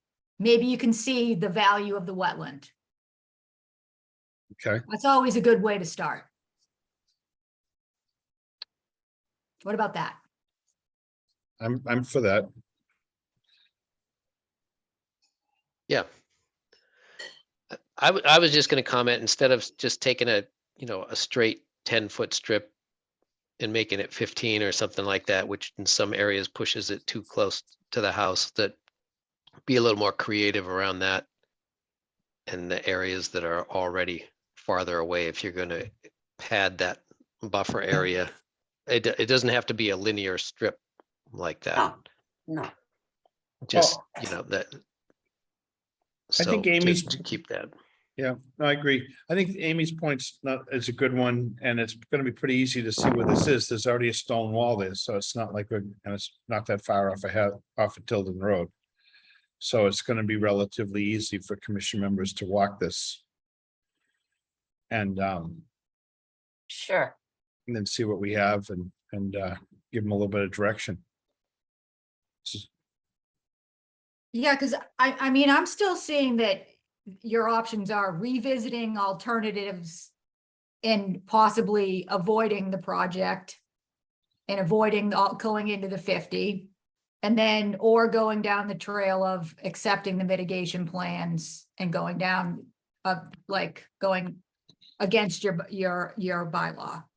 Yeah. So which that's what these are proposing. So Okay. I mean, so if you take a look at the raw land, you might come together a little bit better. And I know, I mean, one of the things that is required for the notice is that the house is staked in the field. Not sure if these are staked or not, so you can get an idea of like, where they are on the ground. I'm gonna guess that they might not be, but you might have to use your imagination, but at least you'll be able to see the flags and you can get your bearings. Okay. What do we want to continue this out to? Well, not the next meeting, so I'd say at least a month. Why won't, let's see. The next meeting, September 26th, and we're lean again. Very lean. And I won't be at that meeting. No, a few others won't either, so. All right. So then why don't we go to the 17th of October? We don't have a meeting on the 12th, right? We don't. No, I think that's Columbus Day. So it's the 3rd, which is just right after the 26th, and I think that meeting's already getting pretty full, so that 17th would be a good option. All right, Frank? Yeah, let's continue it to that, but we need to, I mean, I probably wouldn't be able to walk the site till 1st of October. Yeah, well, so this gives us enough time. If it's the 17th. Yeah, and maybe by then some of the veg will be dying back. Who knows? Okay, We can give it a shot. So I make. all a right, and motion- then, but do me Yeah. want to, if we're gonna walk it, we'll set up a time.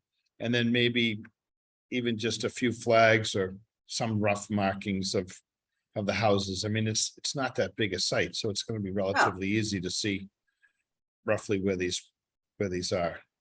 Okay. All right, If I could, one more thing through the chair. Yeah.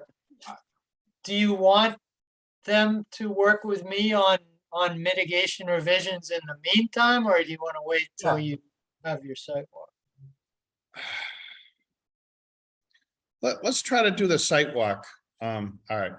Okay. And then, like Amy said, maybe we'll have a little clearer picture of what's there and, you know, if it's mitigation, to Doug's point, maybe something a little bit more creative in plantings. If it's something different, then they won't have spent a lot of time on that. So why don't we set up a site visit? Do we want Art with us at that site visit, Amy? It sounds like a great idea. Or Brad or somebody? You'd probably be better off with Brad. I mean, Yeah, unless Honestly- Art's in town, if we can get him in town, like he's already in town, that would be good, but otherwise, All right, Art. well, you know, why don't- Brad why would don't- be why fine don't we too. see what we can set up for that and take it from there. We'll give Steve one more quick shot, but it's 8 o'clock, so We have lots left. yeah. Keep it quick, Steve. Am I unmuted now? Yep. Yep. Okay, gotta keep I it just quick, wanted to though. say if any members wanted to go out at a different time or anything like that, that Jen could certainly give my number out and I'd be glad to meet any commission member down there with the plans and do a walkthrough with them. And I will have Greg try and put a couple of stakes on the back corners of where the houses are gonna go. If that's good enough, I'll kind of give you a line out there. Okay. All right, well, let's get a little closer and we'll have to try to figure out a time. And, well, That was gonna be my Okay, go ahead. question. And I don't 'cause have a problem. go ahead. I was just gonna say, I don't have a problem if Art wants to start to work with him or not, because otherwise we're gonna have to wait until your next meeting in October before we direct Art to start to work with Brad. So I don't have a problem. If he wants to try to work with him now, I would take that gamble. Okay. All right, Thank you. thank you. Okay, so, I'll make a motion. yep, I make a motion to continue 148 Tilden Road and 154 Tilden Road to October 17th. that's a motion from Penny. Do I have a second? I'll second that. All in favor, Doug yes. and Frank, yes. Okay, thank you. thank you. Have a good night. You too. Thanks, Art. Thanks, Art. Thanks, Greg, Steve. Good One, night. 128 Hummerock Beach.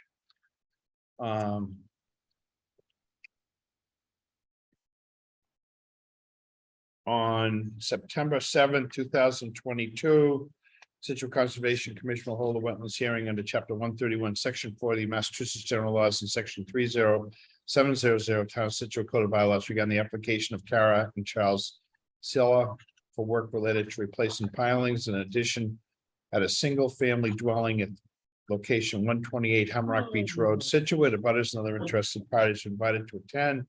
Information, the access to virtual meetings available on the agenda post on the town website. We don't have Richard here this evening to help us out here. No, we don't. South River Environmental, so John, Yeah, John. Where's John? Let's see. Oh, here he is. Okay. All right, good evening. John Zimmer, South River Environmental on behalf of the sellers. Some of you may remember this property was before you a little over a year ago. We did an RDA for a new kitchen bump out of the existing residence. And that was approved through a negative determination. Subsequent to that, the sellers are now looking to replace some of the existing wooden piles under the house with helical piers. So there's a total of 4 existing wooden piles that are going to be replaced. 2 new helical piles will be put in basically on the north and south side, and then 2 new ones along the east in the area of the new kitchen bump out. And then 3 other Jen, existing. do we have a plan? Sorry. Oh, it's okay. Thanks. Yep. Go ahead, John. Okay. So the piers are all located underneath the house. There'll be replacement of a total of 4 existing wooden piers will be removed and replaced with helical piles. 2 new helical piles will be put in, and then 3 existing wooden piles will be removed. So you'll end up with a net decrease in the number of piles supporting the structure by 1. The area is out in Hummerock, so we have basically every coastal resource area except for Salt Marsh. You can see it butts right up against the seawall, so we have coastal beach, coastal bank. It is a barrier beach, so by definition, it's also coastal dune. The proposed activities comply with the building code. Basically, the majority is just a replacement of the existing piers, so it's not a substantial improvement or replacement. So I know that was one of the DEP comments. In order to do the work, they're going to need to temporarily remove the deck to get underneath the covered porch to get underneath the house. A lot of it will be done by handwork with the use of a small machine to dig out the pile holes. But any material that's pulled out will either be spread underneath the existing house or removed. So we don't anticipate any erosion issues or things like that. So that's pretty much it in a nutshell. That at the end of the day, I think the project will make the house more compliant with the existing building code by replacing it with the new piers. Great. Happy to answer any questions. Okay, thanks, John. Amy? Yeah, so I agree with John's, resource area description, barrier beach, coastal dune. It is partially in velocity zone and a zone for land subject to coastal storm flowage. So with this addition project, it did get a DEP comment for at least 2 feet above BFE, consistent with substantial repair or replacement as a possible trigger for elevation at the call of the building official. So they'll need to just take a look at that with the structural plans when they go in for that. But otherwise, I mean, it sounds like it's a pretty straightforward project, and sounds like it should be, the helical piles would be the least invasive way to execute the project. So sounds good. Okay. Penny? No, I'm all set, thanks. Brendan? I'll be all set. Doug?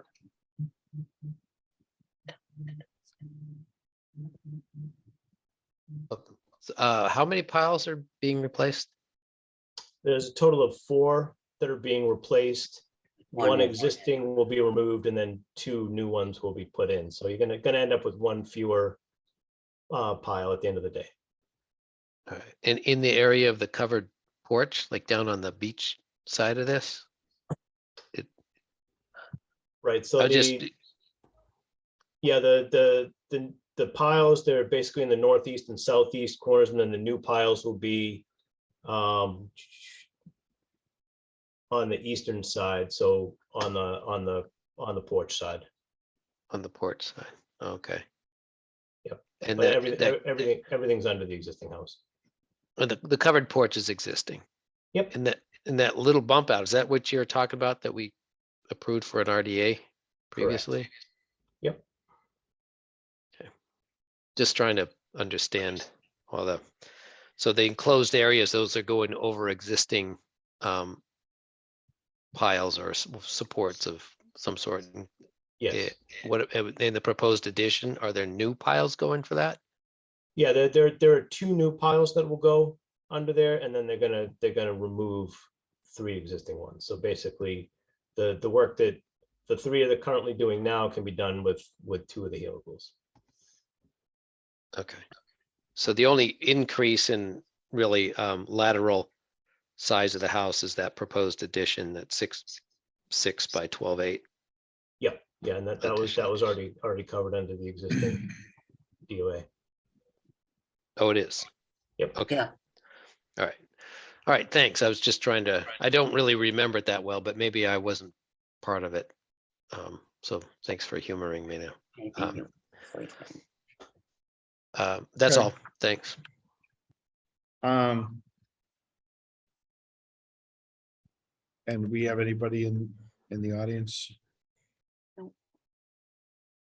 Okay, I think I'm good. Take a motion. Seeing none. I make a motion to close. It's Penny, do we have a second? I'll second that. From Brendan. Brendan, all in favor, Doug? Yeah. And Frank, yes. Great, thank you. Thanks, John. All right, thanks very much. Have a good night. You 17 Buttonwood.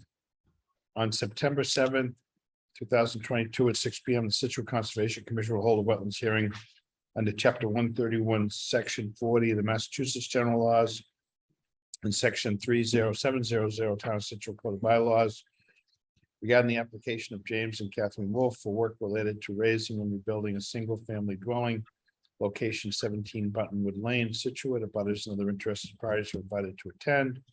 Information to access the virtual meetings available on the agenda posted on the town website.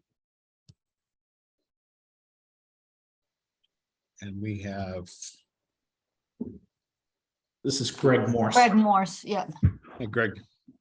Hi.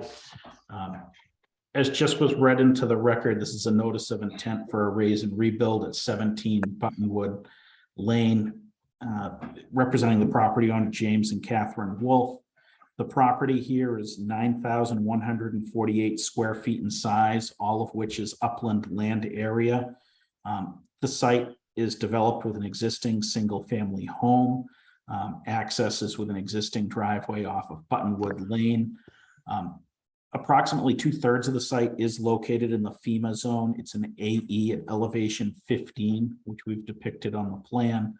The proposal here is to construct a new home. The new home is largely located in the location of the existing home. We would take down the existing structure, construct the new one in its place. The new structure would have a FEMA compliant foundation. We included a copy of the foundation plan in the appendix of our notice of intent. It would be equipped with FEMA flood vents, and it would provide a first floor elevation at 19.5. Again, with the AE at elevation 15, that means we would have 4.5 feet of freeboard above the floodplain elevation to the habitable floor space. Associated with the home would be construction of a new driveway off of Buttonwood Lane, construction of a new septic system at the rear of the house. This property has frontage on Bayberry Road, which essentially is the rear yard to the house. So the septic system would be constructed on the Bayberry Road side of the property. There is a retaining wall around the septic system and around the back of the house to get the grade up with respect to the septic system and with respect to the floodplain. Utilities coming off of Buttonwood Lane would be connection again to the water service, electric service, and gas services at that location. DEP had no comments on this. The impervious land areas existing is 2,700 square feet. The proposed is 3,131. It represents a 15% increase. The site is not subject to the stormwater bylaw. There's an erosion control barrier, which is depicted on the plan here along both side lot lines in the down gradient lot line along Bayberry Road. I turn it over to you. Okay, thank you. Amy? Well, this is a lot for a raise rebuild. I mean, well, it's land subject to coastal storm flowage. I mean, there's buffer on either side of Buttonwood and Bayberry, but it's further than 100 feet. So it's, you know, that's okay, but it's really just land subject to coastal storm flowage. You know, there's a lot of retaining walls here. I did check with Board of Health. They did have comments about a number of things. One is retaining walls, about why is it going from, you know, increasing bedrooms. I'm not sure if it's allowed, whether or not it's allowed. That was just one of their comments. And then just walls in general and land subject to coastal storm flowage gets tricky for, you know, diversion of stormwater and flood waters, and just the work area in the you know, the perimeter of the work area around the property line, just with the walls and such, just not sure that seems like a realistic work perimeter with the retaining walls. Just seems to be a lot going on here. Maybe some more detail for the walls and how much fill. Also, I also ran this by Bob Vogel too, about whether approvals, like special approvals would be needed from maybe zoning board. And he was interested in this plan as well. So I didn't know about that, Greg. So those were just some thoughts. Okay. DEP had no comment though. Okay. I don't know. Doug, do you want to jump in? It's quite a bit of a plan here. We got some thoughts.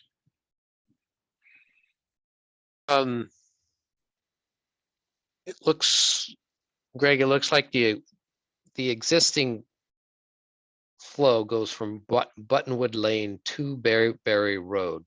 So basically from east to west. Correct. And the proposed conditions is the same. Correct. So in your opinion, those retaining walls aren't going to interfere with the flow, even though the site's elevated, the flow from east to west remains the same. Correct. So we'd be talking about flow in two different scenarios here.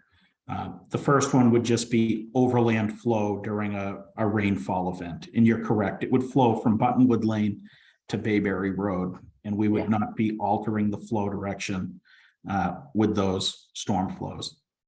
The second would be if you had a coastal storm event and you actually had flooding.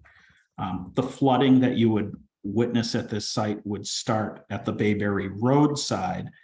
That is the closest point to the salt marsh, which is on the opposite side of Bayberry Road. There's another house on the opposite side of the street, and the salt marsh is in their backyard.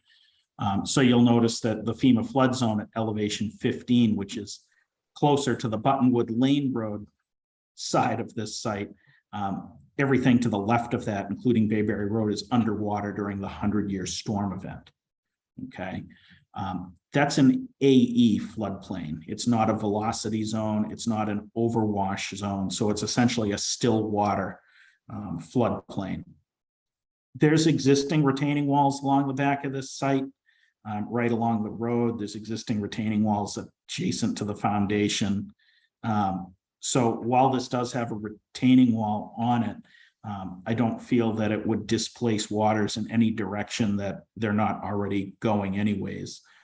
Several of the properties down there have been elevated. There are several other retaining walls on the street because as the houses get elevated, people have to elevate their access and their, you know, associated septic systems and stuff within the confines of their property. So I don't feel that it would have any detrimental effect to the abutting properties or alter the flow in any detrimental way. Okay, thanks. In the amount of fill, so I can't remember exactly, but you're saying this doesn't trigger stormwater, that takes into account fill up of in excess of 2 feet or up to 2 feet? Or in excess of 2 feet, is that how that's worded? Yes, it's if you disturb more than 15,000 square feet of land with more than 2 feet of fill. This entire lot's only 9,000 square feet, so you would never trigger the land disturbance. Yeah, okay, on gotcha. it. Yeah. But the increase in impervious land surface is the one that would typically trigger down in this neighborhood, and we're Okay, under that's the 25%. that's Yeah. the 25%. Okay. Yeah, we're coming in All at right, 15. thanks. Okay. All right, that's hey, thanks. Great, that helps me understand the site. And that's kind of my sense from looking at the plan. But I think that, yeah, I think you stated that quite well. So thanks. Brendan?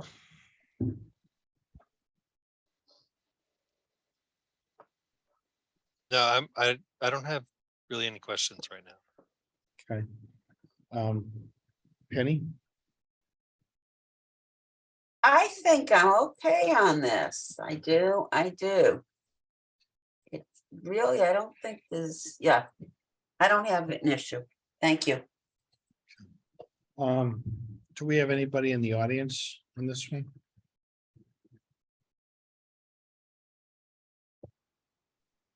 Mr. Chairman, if I could. Seeing none right now, Frank. I'm hearing somebody in the background here. Who's speaking?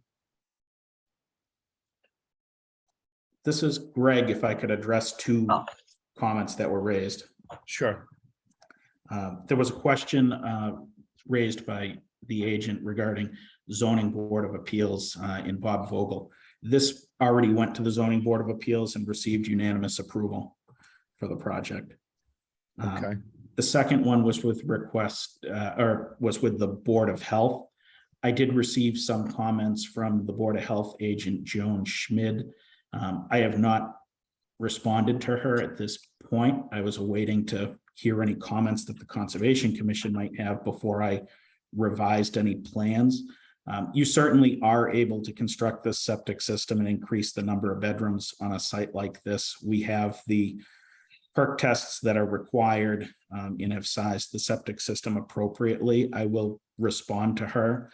I would expect to do that in the next day or two. That's Okay. that. All right. Greg, I have a question on this, on the north property line. It looked like there was a gravel driveway and then there's a shed that's being removed. Yeah. And then there's a retaining wall that's being built and a patio. Which looks to me is about maybe 3 feet above grade. Correct. That existing driveway along the north is asphalt currently. We're proposing it as crushed stone though. Okay. And the retaining wall for the septic system, sort of a curving wall, the top of that wall's at 11. What's the top of the wall that's for the top of the wall for the patio. for the patio? Yeah, hold on just a moment. Let me open it on my screen here. So that's 717 is the top of the wall for the patio. So that and the patio are the same elevation.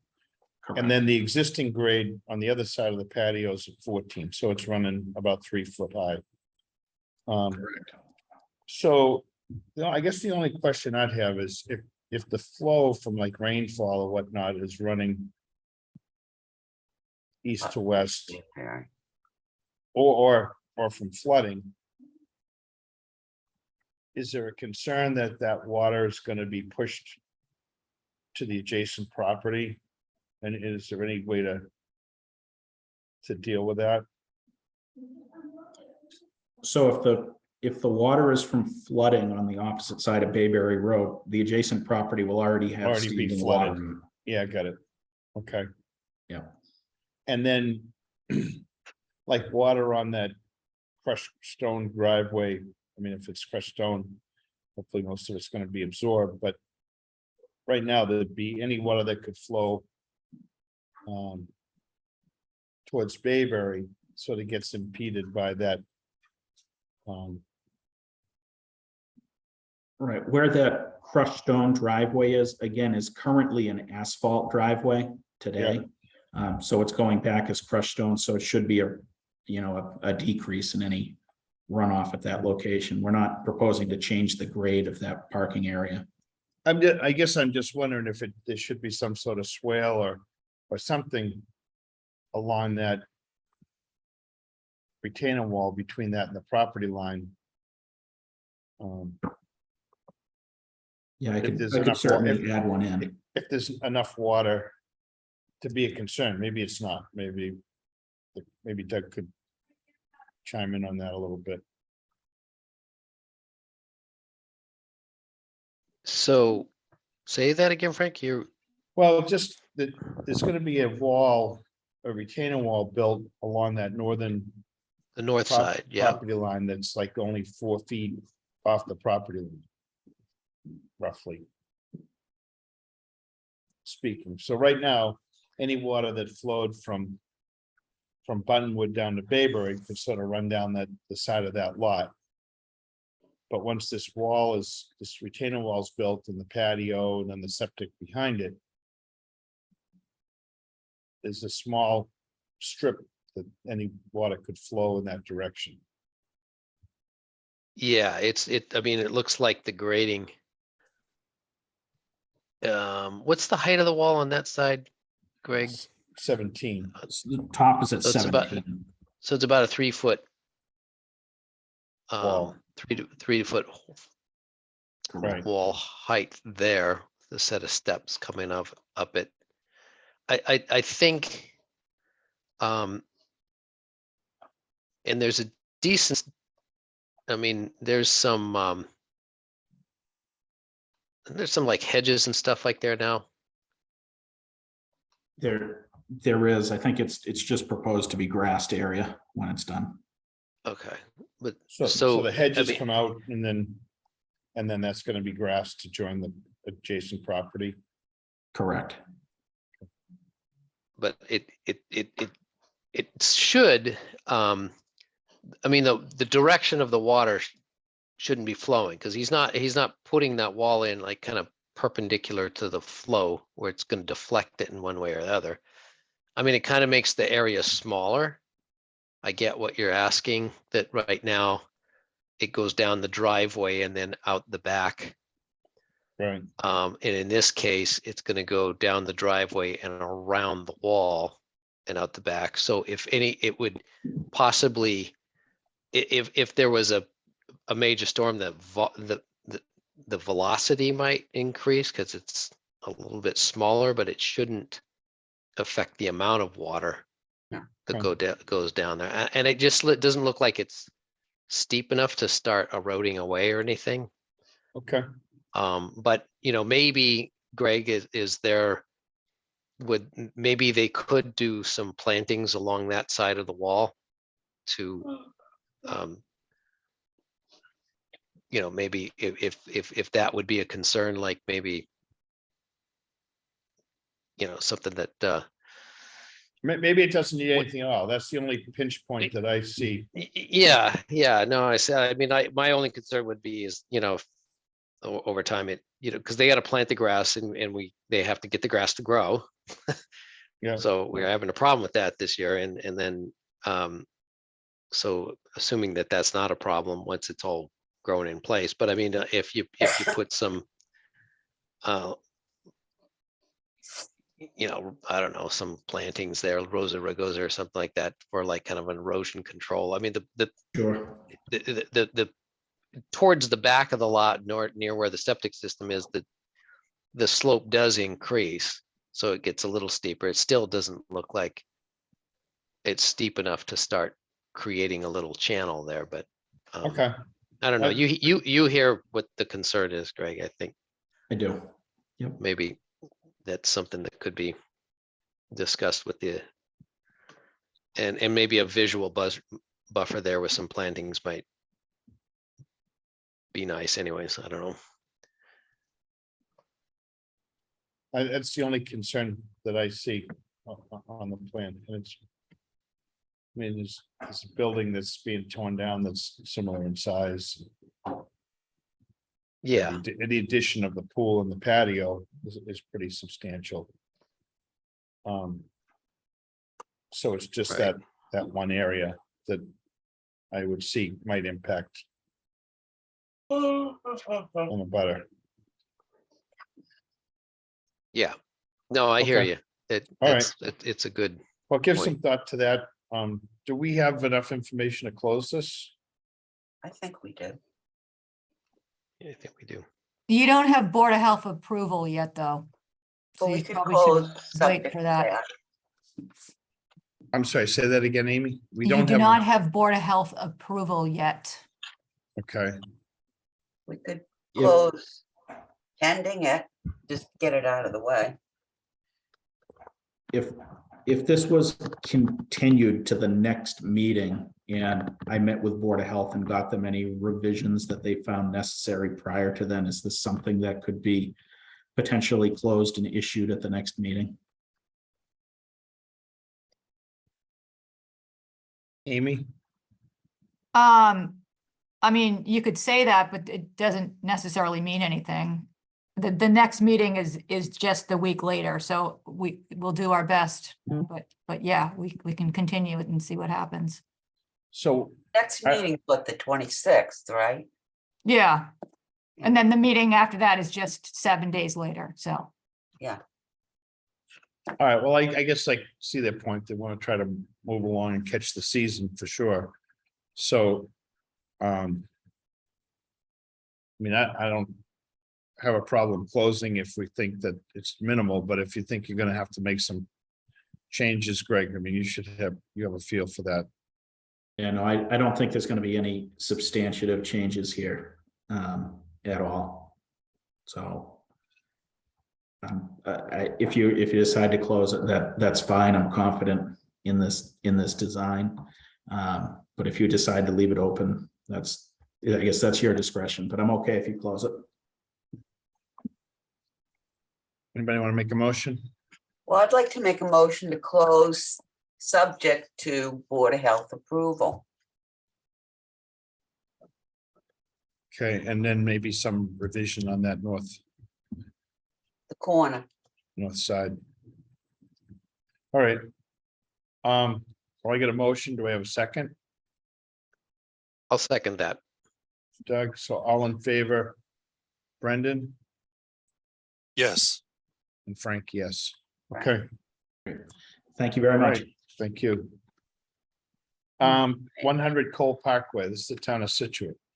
On September 7th, during the 6 p.m. meeting at Town Hall, the Scituate Conservation Commission will act on the request of the town of Scituate for a determination of applicability of the Massachusetts Wetlands Protection Act and the Scituate Wetlands bylaws for activity related to removal and replacement of existing timber floats at location 100 Cole Parkway, Scituate. Abutters and other interested parties are invited to attend. Information to access the meeting will be available on the agenda posted on the town website. Okay, The floats. and who do we have? The GEI consultants, Kevin Baruchian. Okay. Kevin, are you on? I am. Thank you, Commission, Frank and Amy. So as you said, I'm representing the town of Scituate, specifically the Harbor Master's office. This project was back in front of you guys a couple years ago when we did the pile replacements. And now the town has secured funding to replace the floats. So we've filed for the RDA on the basis that we're not actually impacting any resource areas. We're only going to be performing the work above above the water, basically. Yep. Okay. And you're replacing all the floats in that marina? That's the goal, depending on funding. One float is going to be concrete as of right now, and all the others will be timber. And they'll stay in the water. So these won't be removed every season? Nope. The goal is not to. There still may be some that we remove in the short term, just due to weather conditions. But then the town does have the long-term goal, and the floats are being designed so that all the ones on the outshore, which is the downward section of the page, that are the longest ones, that if the town does secure funding, that piles can be put in those to keep them permanently in place. All the floats are also being designed to have pile pockets for those which are not going to be internal, to be moved internally and allow flexibility in the future. Okay.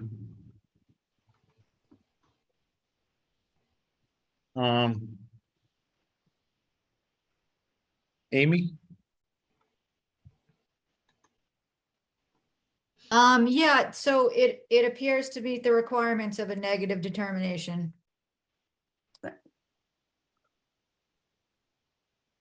Okay. Penny? I'm all set. Brendan? I'm all set. Doug? No questions. Right? Amy, just a quick one of, I mean, we've seen that several marinas changing hands, and undoubtedly they'll be coming back for upgrades to theirs. Is this something that could be universally approved? If this were at a different site, is there any concern or? Well, I'm not sure I understand your question, Frank. Well, if this is a town marina, Mm-hmm. but if this was a private marina making an application for this design, would we have any issue with that? Do you think? No, issues would be the same whether this was private or public property. And any work like this is subject to Chapter 91 license. So I guess that was my next question is there still review on this, or because it's just replacing existing, does it have to go through that review process? Yeah, that DEI can answer that question, but yes. So we've already gone through and done a zone of reconfiguration, which is, you can see the ZOR. Yeah. In that the town has already gotten approval for more than the float area that we're requesting at this point in time, because the town does have, as you can see there on the right-hand side, where the ZOR is outside of the floats. They do have plans to do more floats over there in the future, but not in this phase of the project. I see. We already have our Chapter 91 license and approvals to expand the floats up into that square footage. What does ZOR stand for? Zone of reconfiguration. Got it.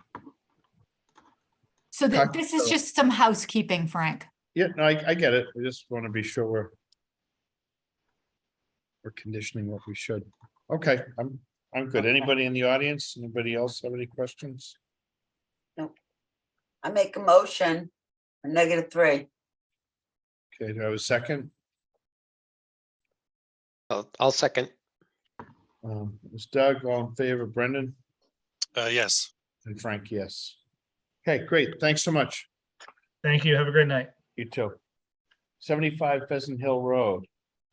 On September 7th, 2022, during the 6 p.m. meeting, the Scituate Conservation Commission will act on the request of Ann Louise Johnson for a determination of applicability to the Massachusetts Wetlands Protection Act and the Scituate Wetlands bylaws for activity related to storm cleanup, stump removal, grading, family dwelling at location 75 Pheasant Hill Road, Scituate. The butters and other interested parties are invited to attend. Information and access to the meetings available on the town website.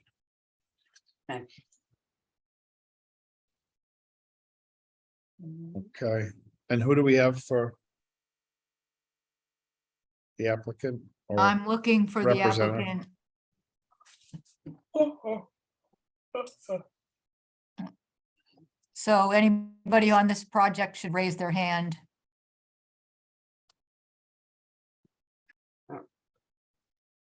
They went home. Does the plan describe this? It talk about removing tree stumps, I'm guessing within the buffer zone. Right, not in the 50 though. Looks like by those pictures, do you know, Amy, if it's that area out there that's kind of cleared? Yes, yeah, it is, yep. Trying to figure out where that is on the plan. It doesn't, the tree line. What's this address?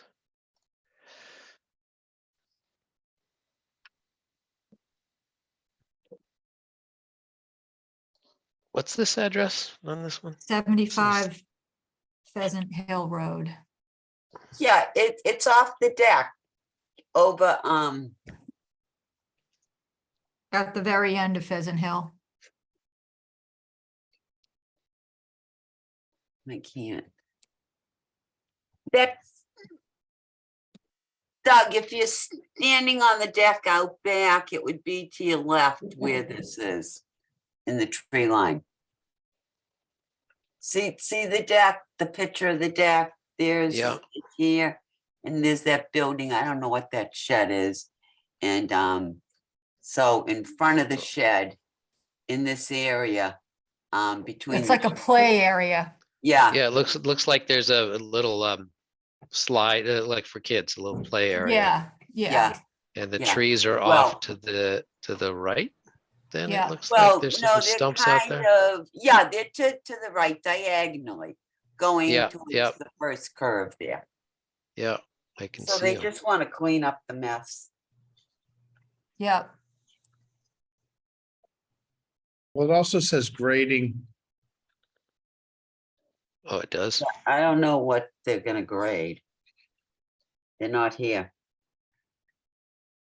Unless they're gonna stump those down and then replace it with topsoil. Yeah, but they're not here to tell us. So do Yeah. you want to continue it to the next hearing? Well, since we don't know Well, what they wanna let's do. maybe, we have any contact for these folks? Yeah, I have an email. Oh, let's just shoot them a quick email and we'll continue on and Yeah. maybe we'll hear For back. the next.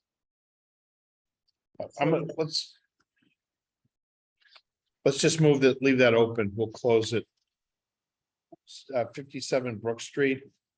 So during the 6 p.m. meeting, the Scituate Conservation Commission will act on the request of John Collins for a determination of applicability to the Massachusetts Wetlands Protection Act and the Scituate Wetlands bylaws for activity related to above ground pool at location 57 Brook Street. Scituate, butters and other interested parties are invited to attend. Information to access the meeting is posted on the agenda. Oh, excuse me. Try not to fall asleep on us. I know. I'm just having so much fun. Do we have anybody on for this? House two. Laura Collins raised her hand. Pool Oh. two. Go. So it Hi, looks like good evening. Good evening. Yes, it's actually your husband, John Collins. How you doing tonight? Good evening, John. Everybody's good. Can you give us just a little input on what you'd like to do here? Yes, we're interested in putting a 24 above ground round pool in the backyard. And as you can see with the map that we drew out, we had the boundaries and stuff in place, and just want to make sure it's okay. Okay. All right. And the area that the pool's being located, what's there now, John? Just grass. Grass, yeah. Okay. Dead grass. And what's on the other side? Was there a pool that you're removing? No, there's no pool, nothing there. Okay. All right. Penny No, I don't have a or problem. Amy, with it. Amy, do you want to start? Do you have Well, any- yeah, so this is the Brook Street side of the the Yeah, brook, the brook. you know, and right in downtown, and so it's existing lawn. He's measured it out, from where the brook is to where he wants off the house and to put the pool. And, this meets the requirements of a negative finding, the conversion of lawn to above ground pool. Okay. Penny? No, I'm all set. Thank you. Brendan? I have no comments. Okay. Doug? I think I'm good. Okay. Anybody in the audience? Hi, Jake. What you doing? Okay. Take a motion. Invited Doug. Hey, Oh, Jake. I make a motion for a -3. Okay, that's Penny. Do I have a second? I'll second. Second that. Second from Brendan. All in favor, Doug Yes. and Frank, yes. So a negative is a good thing, Mr. and Mrs. Collins. Very good. Thank you. Great. Well, good luck. Thank All right, appreciate it. Have a good night. You too. To the 6 p.m. meeting, the Situate Conservation Commission will act on the request of Peter Condi for determination of applicability of the Massachusetts Wetlands Protection Act and Situate Wetlands bylaws for activity related to installing a generator, a family dwelling located at 124 Redwood Foster Road. Situate, abutters and other interested parties are invited to attend. Access to the meeting will be available on the agenda post on the town website.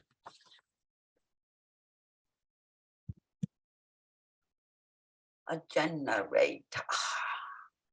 Okay. Does we have somebody on the call for that one? New England Generator has raised their hand. There we go. Yes, we have generator people here. Yep. Hi, guys. My name's Andy from New England Generator. How are you tonight? Good. How are you? We're staying awake. Yeah. Yeah, so we're on here for 2 generators for Peter Conde. So it's we're gonna build a 96-inch platform. The platform's gonna be set on diamond piers on non-combustible hardware. So it's gonna go in the front of the yard, as you can kind of see by that sketch, so that it can be elevated above the first floor living. Oh. Okay. And So 21 Seagate. So you're Jake, putting, so going? you're putting this generator, it's going between the house and Edward Foster Road. Yes, that's correct. It's gonna go right in the homeowner's front yard. Okay. It's set, I believe it's set 30 inches off the front of the house, and it'll be on, like I said, a 96-inch platform. Okay. And roughly how high is it above the grade? Do you know that? I don't off the top of my head. This house was on stilts. I don't off the top of my head how high it was. Let me see if I can find it.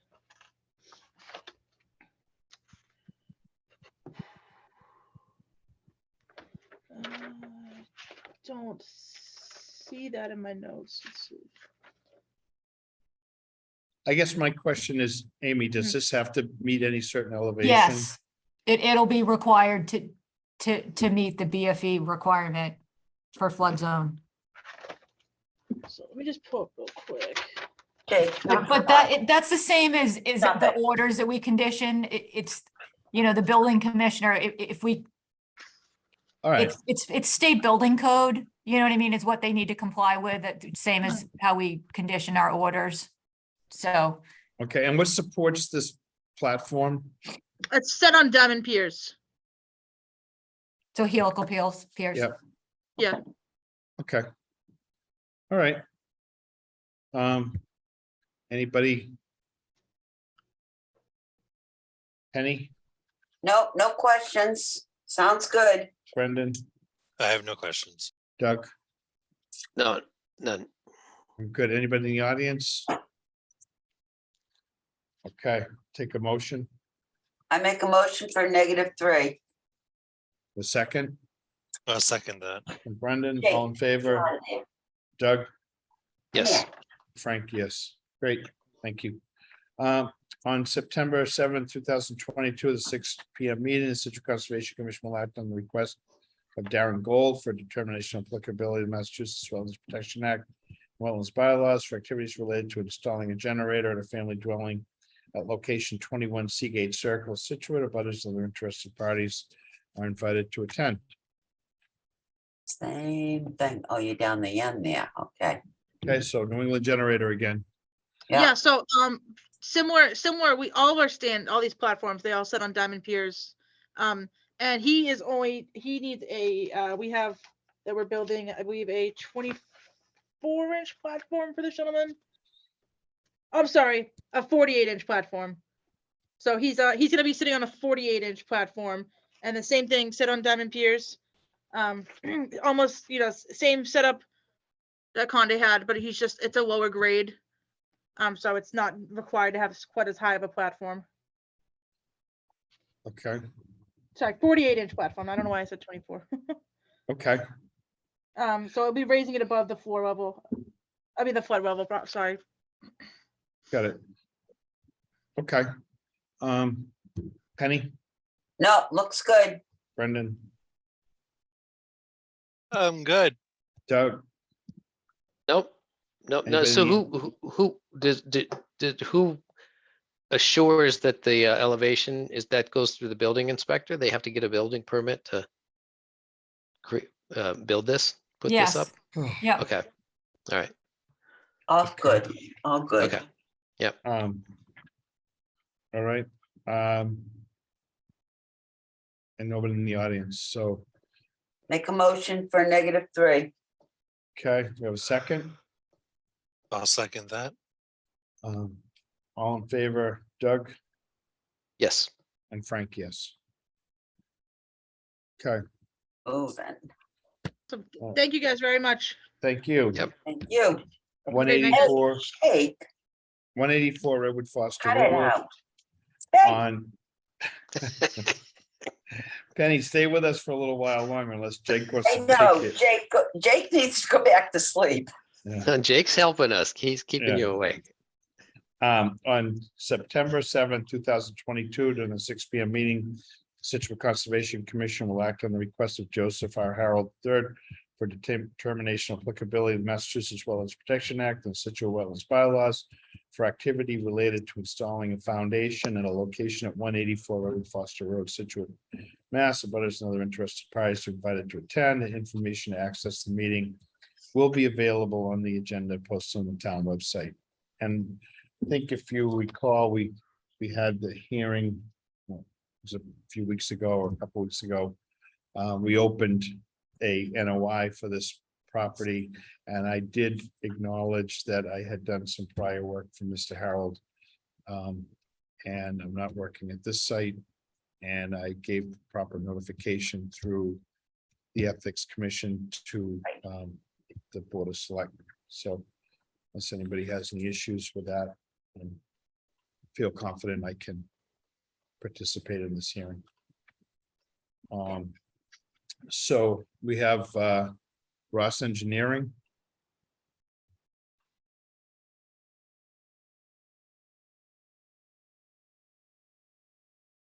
We have Bill Ornberger. Stormberger.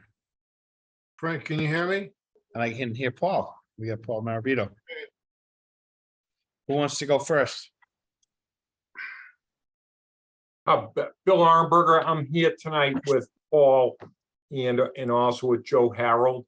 And very simply, after the last hearing where the board voted, the commission voted unanimously to let, for all the reasons which we'll reiterate if necessary, to get the foundation of the grant. We're continuing forward. Our next meeting is in the beginning of October, where we're going to address some stormwater after the consultant and coordinate that with the consulting engineer. But we wanted to get going with the foundation, and the board voted unanimously like this. Subsequent to this, I think Amy and Frank had talked with Greg DeCesar, and Greg DeCesar recommended that a negative determination would lend a good amount of more clarity to this. So consequently, we filed this. It's the same request as before, and upon granting of this, I think that Joe Harold's contractors have already basically in a position to get a foundation permit from the building commissioner. Paul, did I miss anything? No. Okay. Amy? What do you want me to say, Frank? I just gonna go through commission members and Oh. I think I Well, can, so this is a new filing, so it's a request for determination for a foundation. It's, the project is the end of First Cliff, so it's got a pending notice of intent for complete, rebuild of the project, but this determination of applicability is just for this foundation alone. It's land subject to coastal storm flowage. It's in other resource areas which are yet to be determined accurately, but that's rolled into the notice of intent. As far as do we usually do things this way? No, we do not. That's pretty much the position that I'm taking on this. Not sure what else I should say. Yeah, that's about it. okay. I I can shed a little bit more light here, Doug. I don't think you were at the last meeting.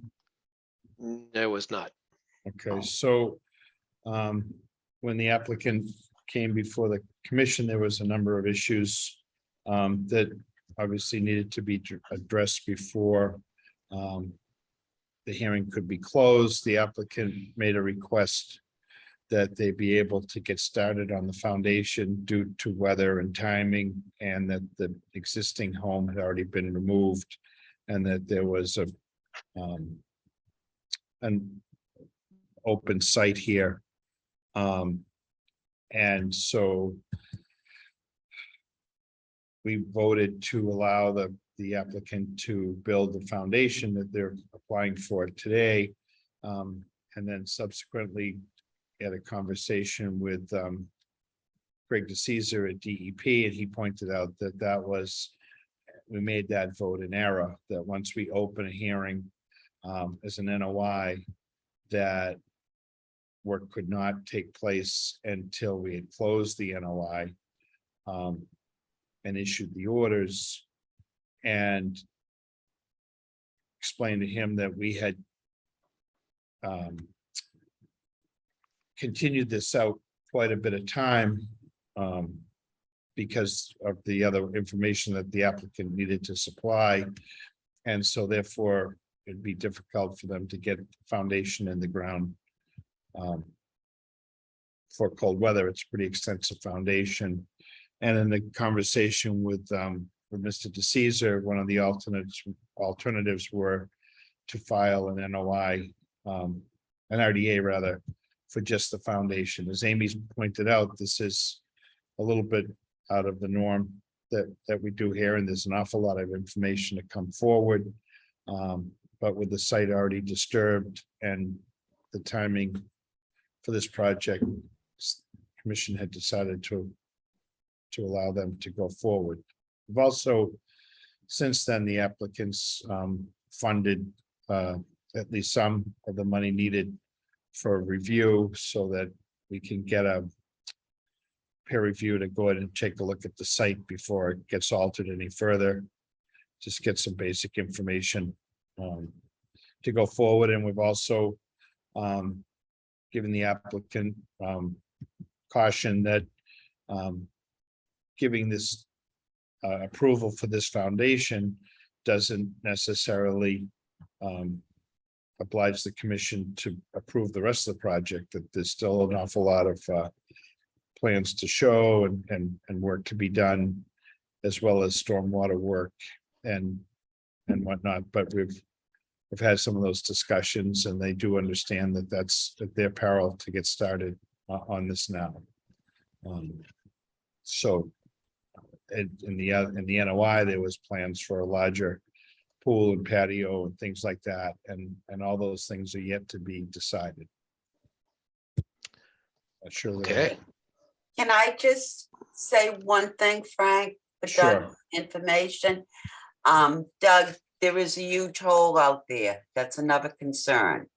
All right, that the hole was already dug for the foundation. I guess the building department gave them permission to go ahead.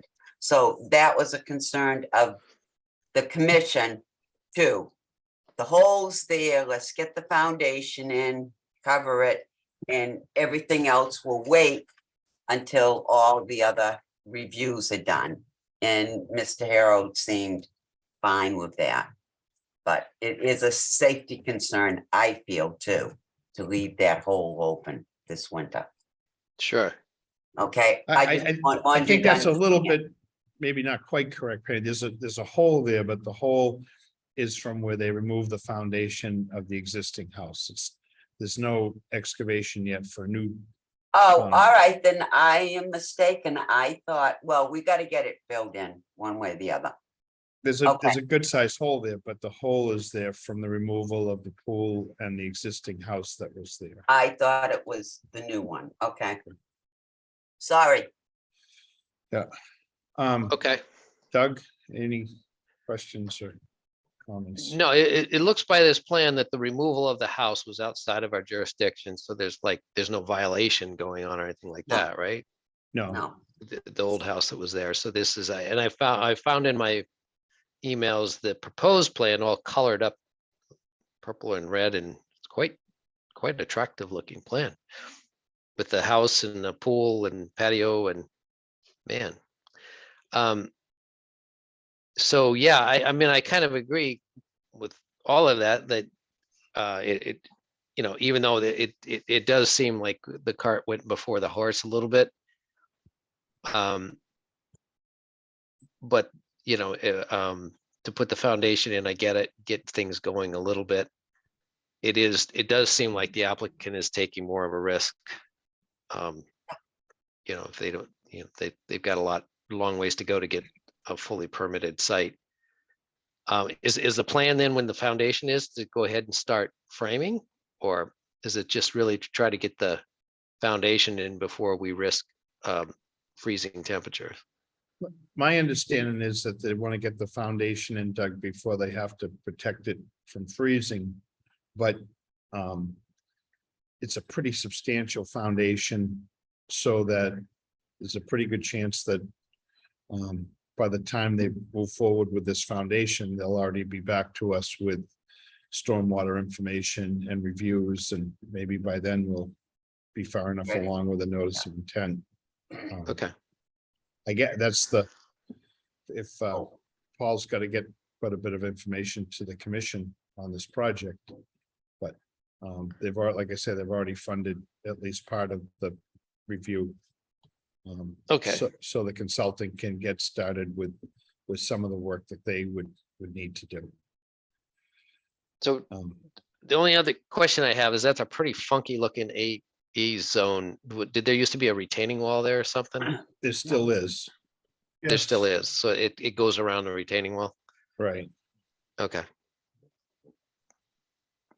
It comes off from the house on the right, makes that curving corner go straight across, and then returns back towards what was the existing house, and it dies in the lawn, and then it's the lawn.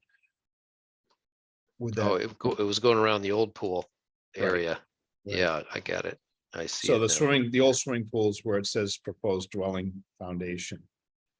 Okay, and they're going to just try to move it a little closer to the. So that retaining wall comes down. Yeah, gotcha. All right, that's the end of my questions. Brendan? So we had agreed in the previous meeting that they could build this already, but this is just kind of making it official. Is that what we're doing? Yeah, the process under which we allowed for that, we voted in error. Okay. And in talking with the DEP, they suggested if we're going to do this, that the best way for us to condition just the foundation would be in an NOI, I mean, an RDA. RDA. Given that a lot of this is outside of jurisdiction anyway. And then they move forward with the NOI to do the rest of the work. So we just should not have voted a partial foundation under the NOI. That hearing should just move along. Yeah, okay. In a normal fashion and do the foundation under this RDA. Okay. And it's with caution that we do that because we to have circumstances that we would allow that to happen. And I think part of it is that there's already this disturbed area. And that the timing and the size of this to move that part forward would be something that the commission could consider. Okay, yeah, I guess that's all I have. Anybody in the audience? Bill or Paul, any other? No, let's vote. No. Okay, I'll take a motion. I make a motion for -3. I have a second. Yeah, I'll second that. Second from Doug. All in favor, Brendan? Was that Yes. Brendan or Penny? No, that wasn't me. Brendan, you I said say yes, yes. and Yes. Frank, yes. Okay. Great, thank you. Thank you very Bill. much. Thanks, Paul. Paul, we're gonna get some info on this. Yes, we're working on the stormwater application now. Okay, great. Bye. Thank you. Okay, thank you. Thanks. Have a good night. Night. Do we ever hear back from folks at 75 Pheasant Hill? Nope. They flew away. What do we want to do with that? Do we want to continue it? Or do we get some, I don't know.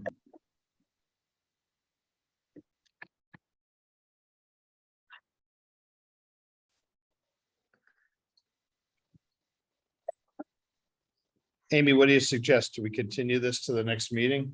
Or do you think Yeah, did you maybe. spoke with, anybody speak with her to? I mean, I just want to make sure that what they're doing is.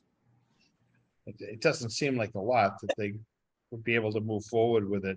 if Yeah, you no, gave- I mean, I think that you want to hear from the applicant before you Okay. vote on it. So so the project is clear. You know what I Okay. mean? That would be the thing to do. All right. So I would continue it to either the next, to the next open meeting. So that's 26th? Okay. Yeah. So you want to make a motion?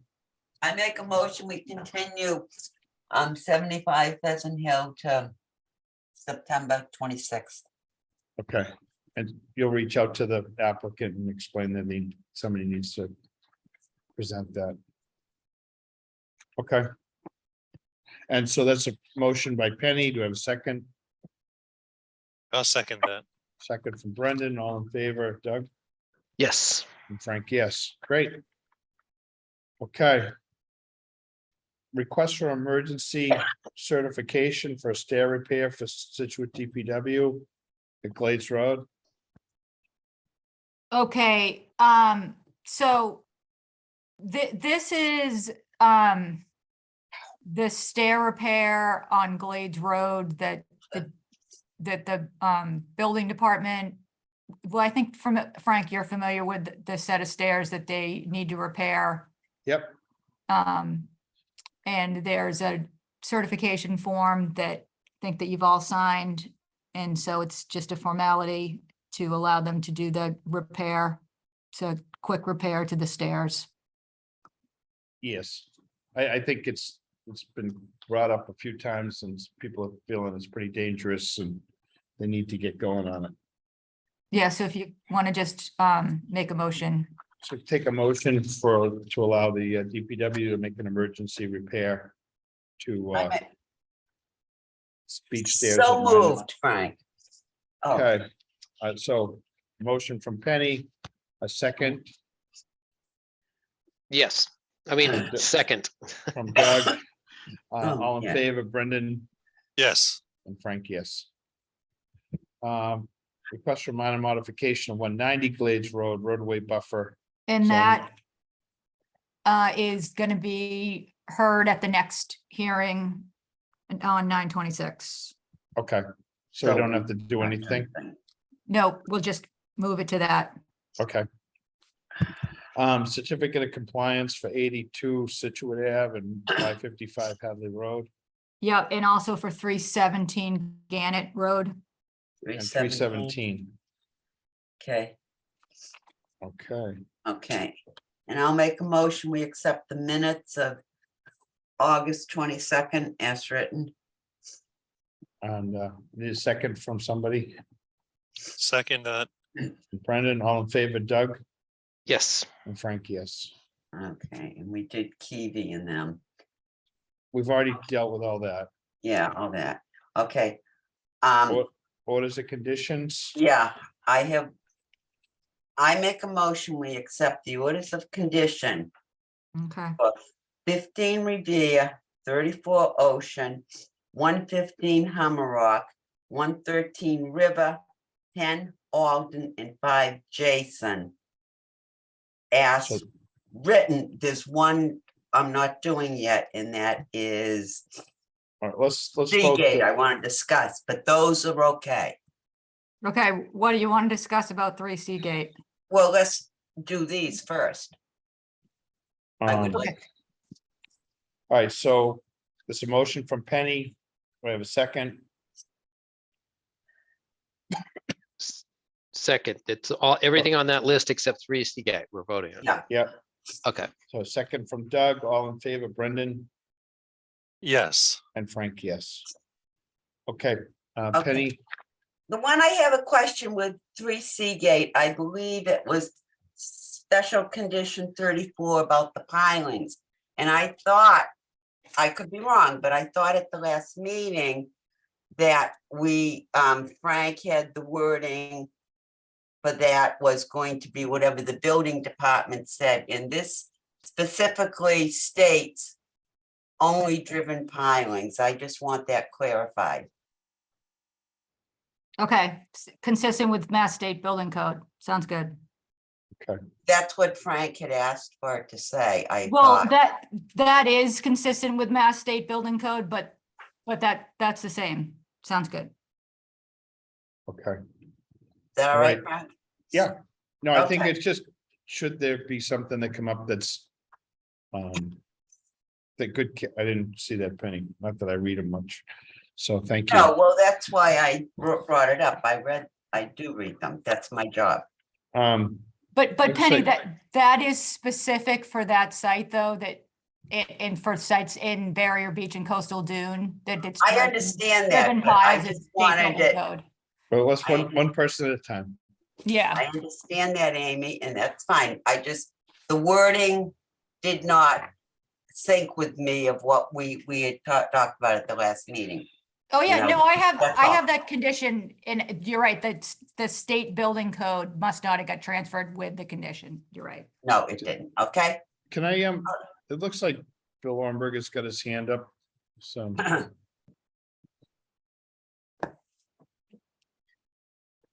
Bill, can we let him in? any, what condition number is that? I believed it was 34 under the special.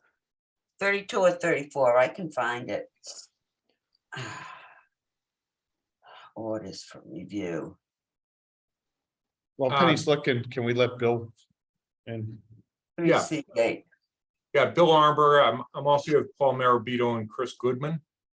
And unfortunately, I tried for some period of time to see the draft conditions, but I was unable to do so. And Penny, your pickup is exactly right, and I disagree with Amy. There's piers all over this, and as a matter of fact, 128 Humrock Beach Road, you just did helical piles there next to a seawall. It's the same issue, and we'll talk. I have no issues saying, subject to building code provisions, and we'll talk to Bob Vogel, but the language that you put in their pilings is absolutely unequivocally wrong. And it wasn't what the commission voted. It's extremely frustrating to try for 2 weeks to see the language. And then without seeing the language, to have it something put in that's the opposite of it. So I know my client is extremely frustrated. I don't know what further you can do, but if the language says in accordance with the state building code, that's fine. We'll deal with that issue, but this was discussed at length. So it's pretty disconcerting that that language would have been there. Free flow. Yeah, number 32, Okay. special all right. condition, 32. All right, thanks, Bill. Your concerns are noted. And I think we've got it. It's after 9 o'clock, so. Not looking Okay, to, so what are we gonna do, Frank? Do I make a motion to accept them as written? That one? the- Seagate, with the change for number 32. with the change for number 32. Yeah. So motion. So that's a Well, motion. Maybe I'm looking at the wrong one. This is 3 Seagate Circle, right? 3 Seagate 32, read it and it says pilings. Wood pilings. No, it talks about erosion control. No, I well, wonder you if it have was to go there. down. Okay, go down to special conditions, Doug. That's all the way at the bottom. Keep going. And you'll hit special Oh, conditions. okay, I'm sorry. Oh, so there's No, 232. that's Gotcha. fine.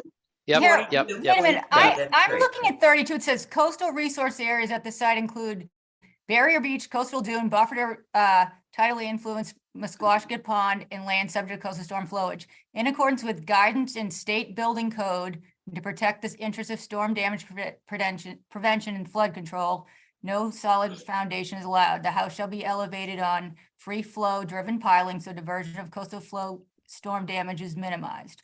Use of lattice below the base flood elevation is discouraged, and any lattice used shall be natural and not consisting of composite or plastic. So that's the same condition that we used right up the street from there. But so we'll just weave in the state building code. Well, so what the And question, we can just eliminate the reference to the actual pilings. And I To think address- that's the only place that it references it. to a driven piling. So, Yeah. I mean, if a driven piling is what's required in the building, there's a matrix for this, to your Yeah, I'm point. looking at it right now, right All in right, front of me.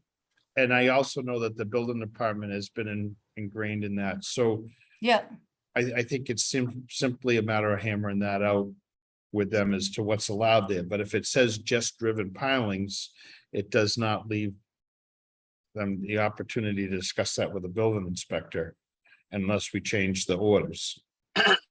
So if driven pilings are what's absolutely required there, then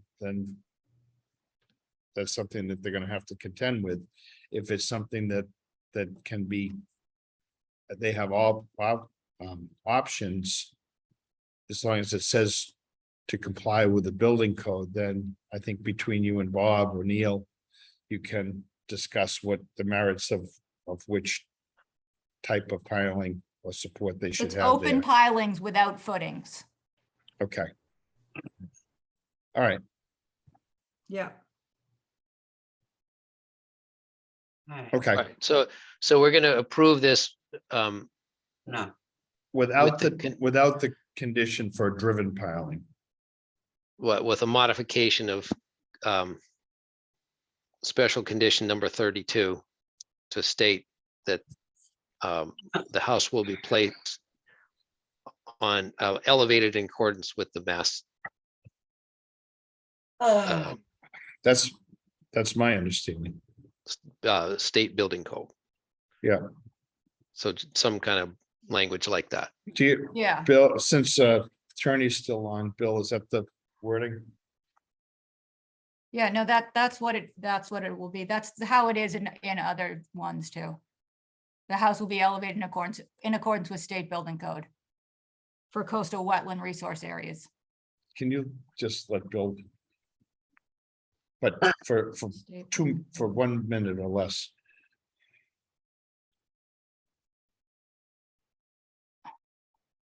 Bill? Oh. Hold on.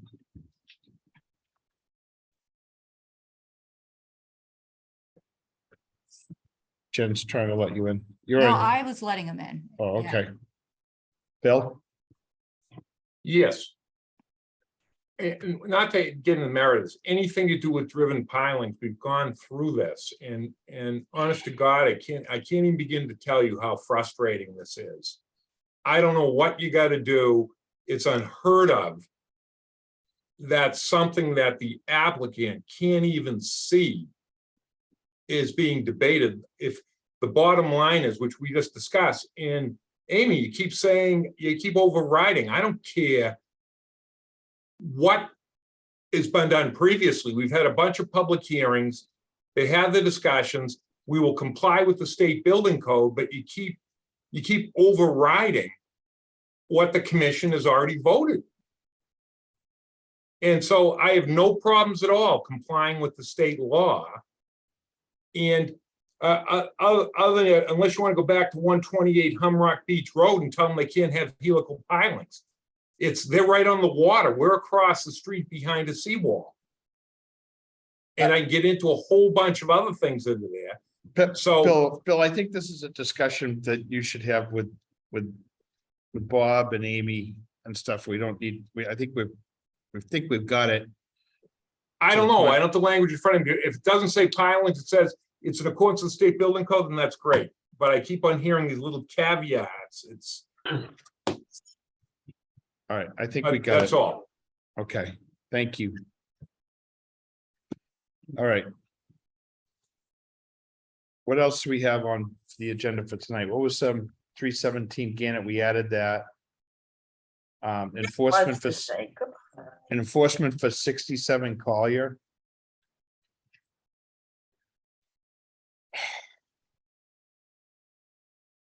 Don't know.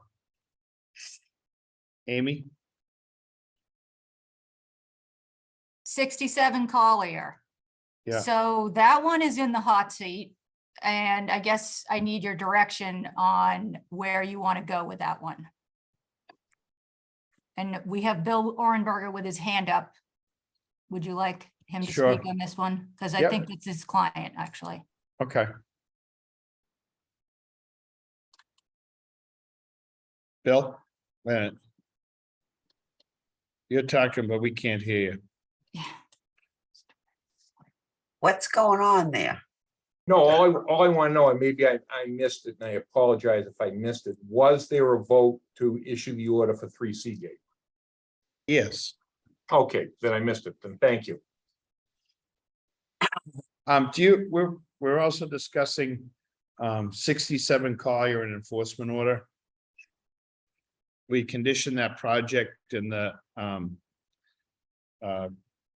the owners have placed a row of, I believe, rock boulders or something at the top of the seawall. That's not part of the orders. On Collier? Yeah, that's not me. Okay. Thank you. Not yet. So Amy, have you spoken to the property owners there yet, or given them any notice or anything? I sent a letter, and actually I copied Bill Orenberger because they were represented by Attorney Orenberger. But yeah, so they have a letter to give us a call. And they also have a letter from North River Commission.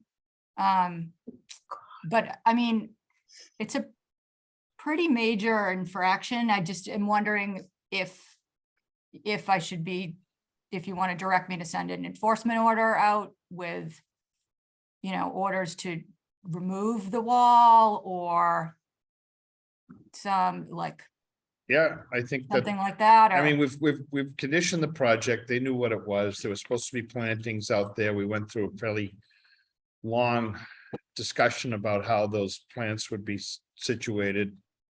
And Yeah, literally built a wall, a retaining wall, right where there were plantings Yep, planned. so I would definitely issue that enforcement order Yeah. and that Take it down. they can. I don't know, I mean, at what point do you start fining people for something like that? Oh. Frank, Yep, were we going to discuss 150 fines? do we really want to do that at 9:20? Not me. We're working on that one, Penny.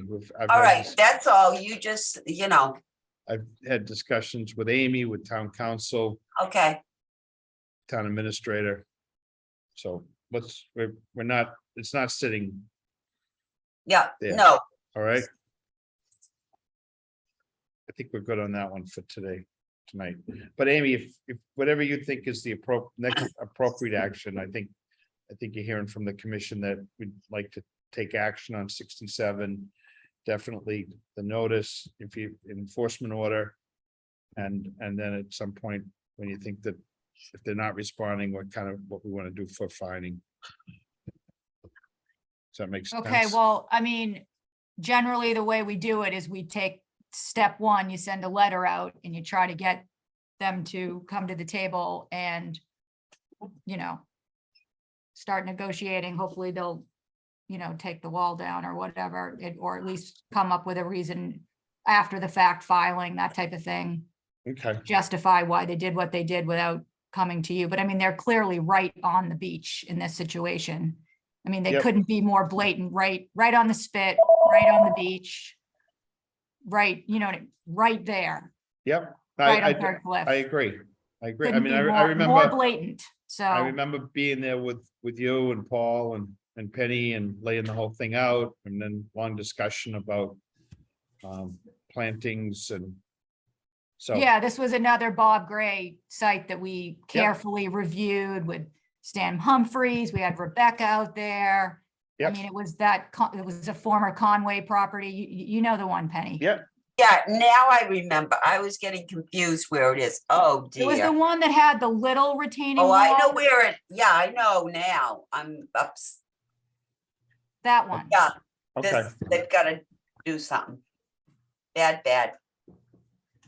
all right. Okay, well, as you know, these enforcement orders spread the office fairly thin with the rest of everything else, so I know that people complain about not getting in touch with orders and stuff, but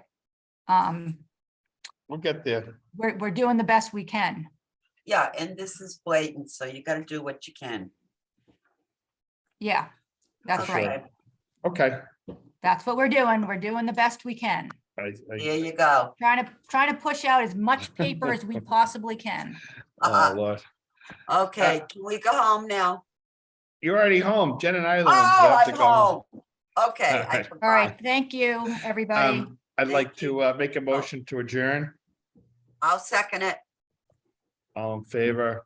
Or You Doug? don't, you don't know what to Yes, say. Brenda? yes. Yeah, I made the Yes. motion, but that's okay. Ah, Good night. good All right, night. good night, everyone. Oh. Say goodnight to Jake. Good night, Jake. Night, Jake.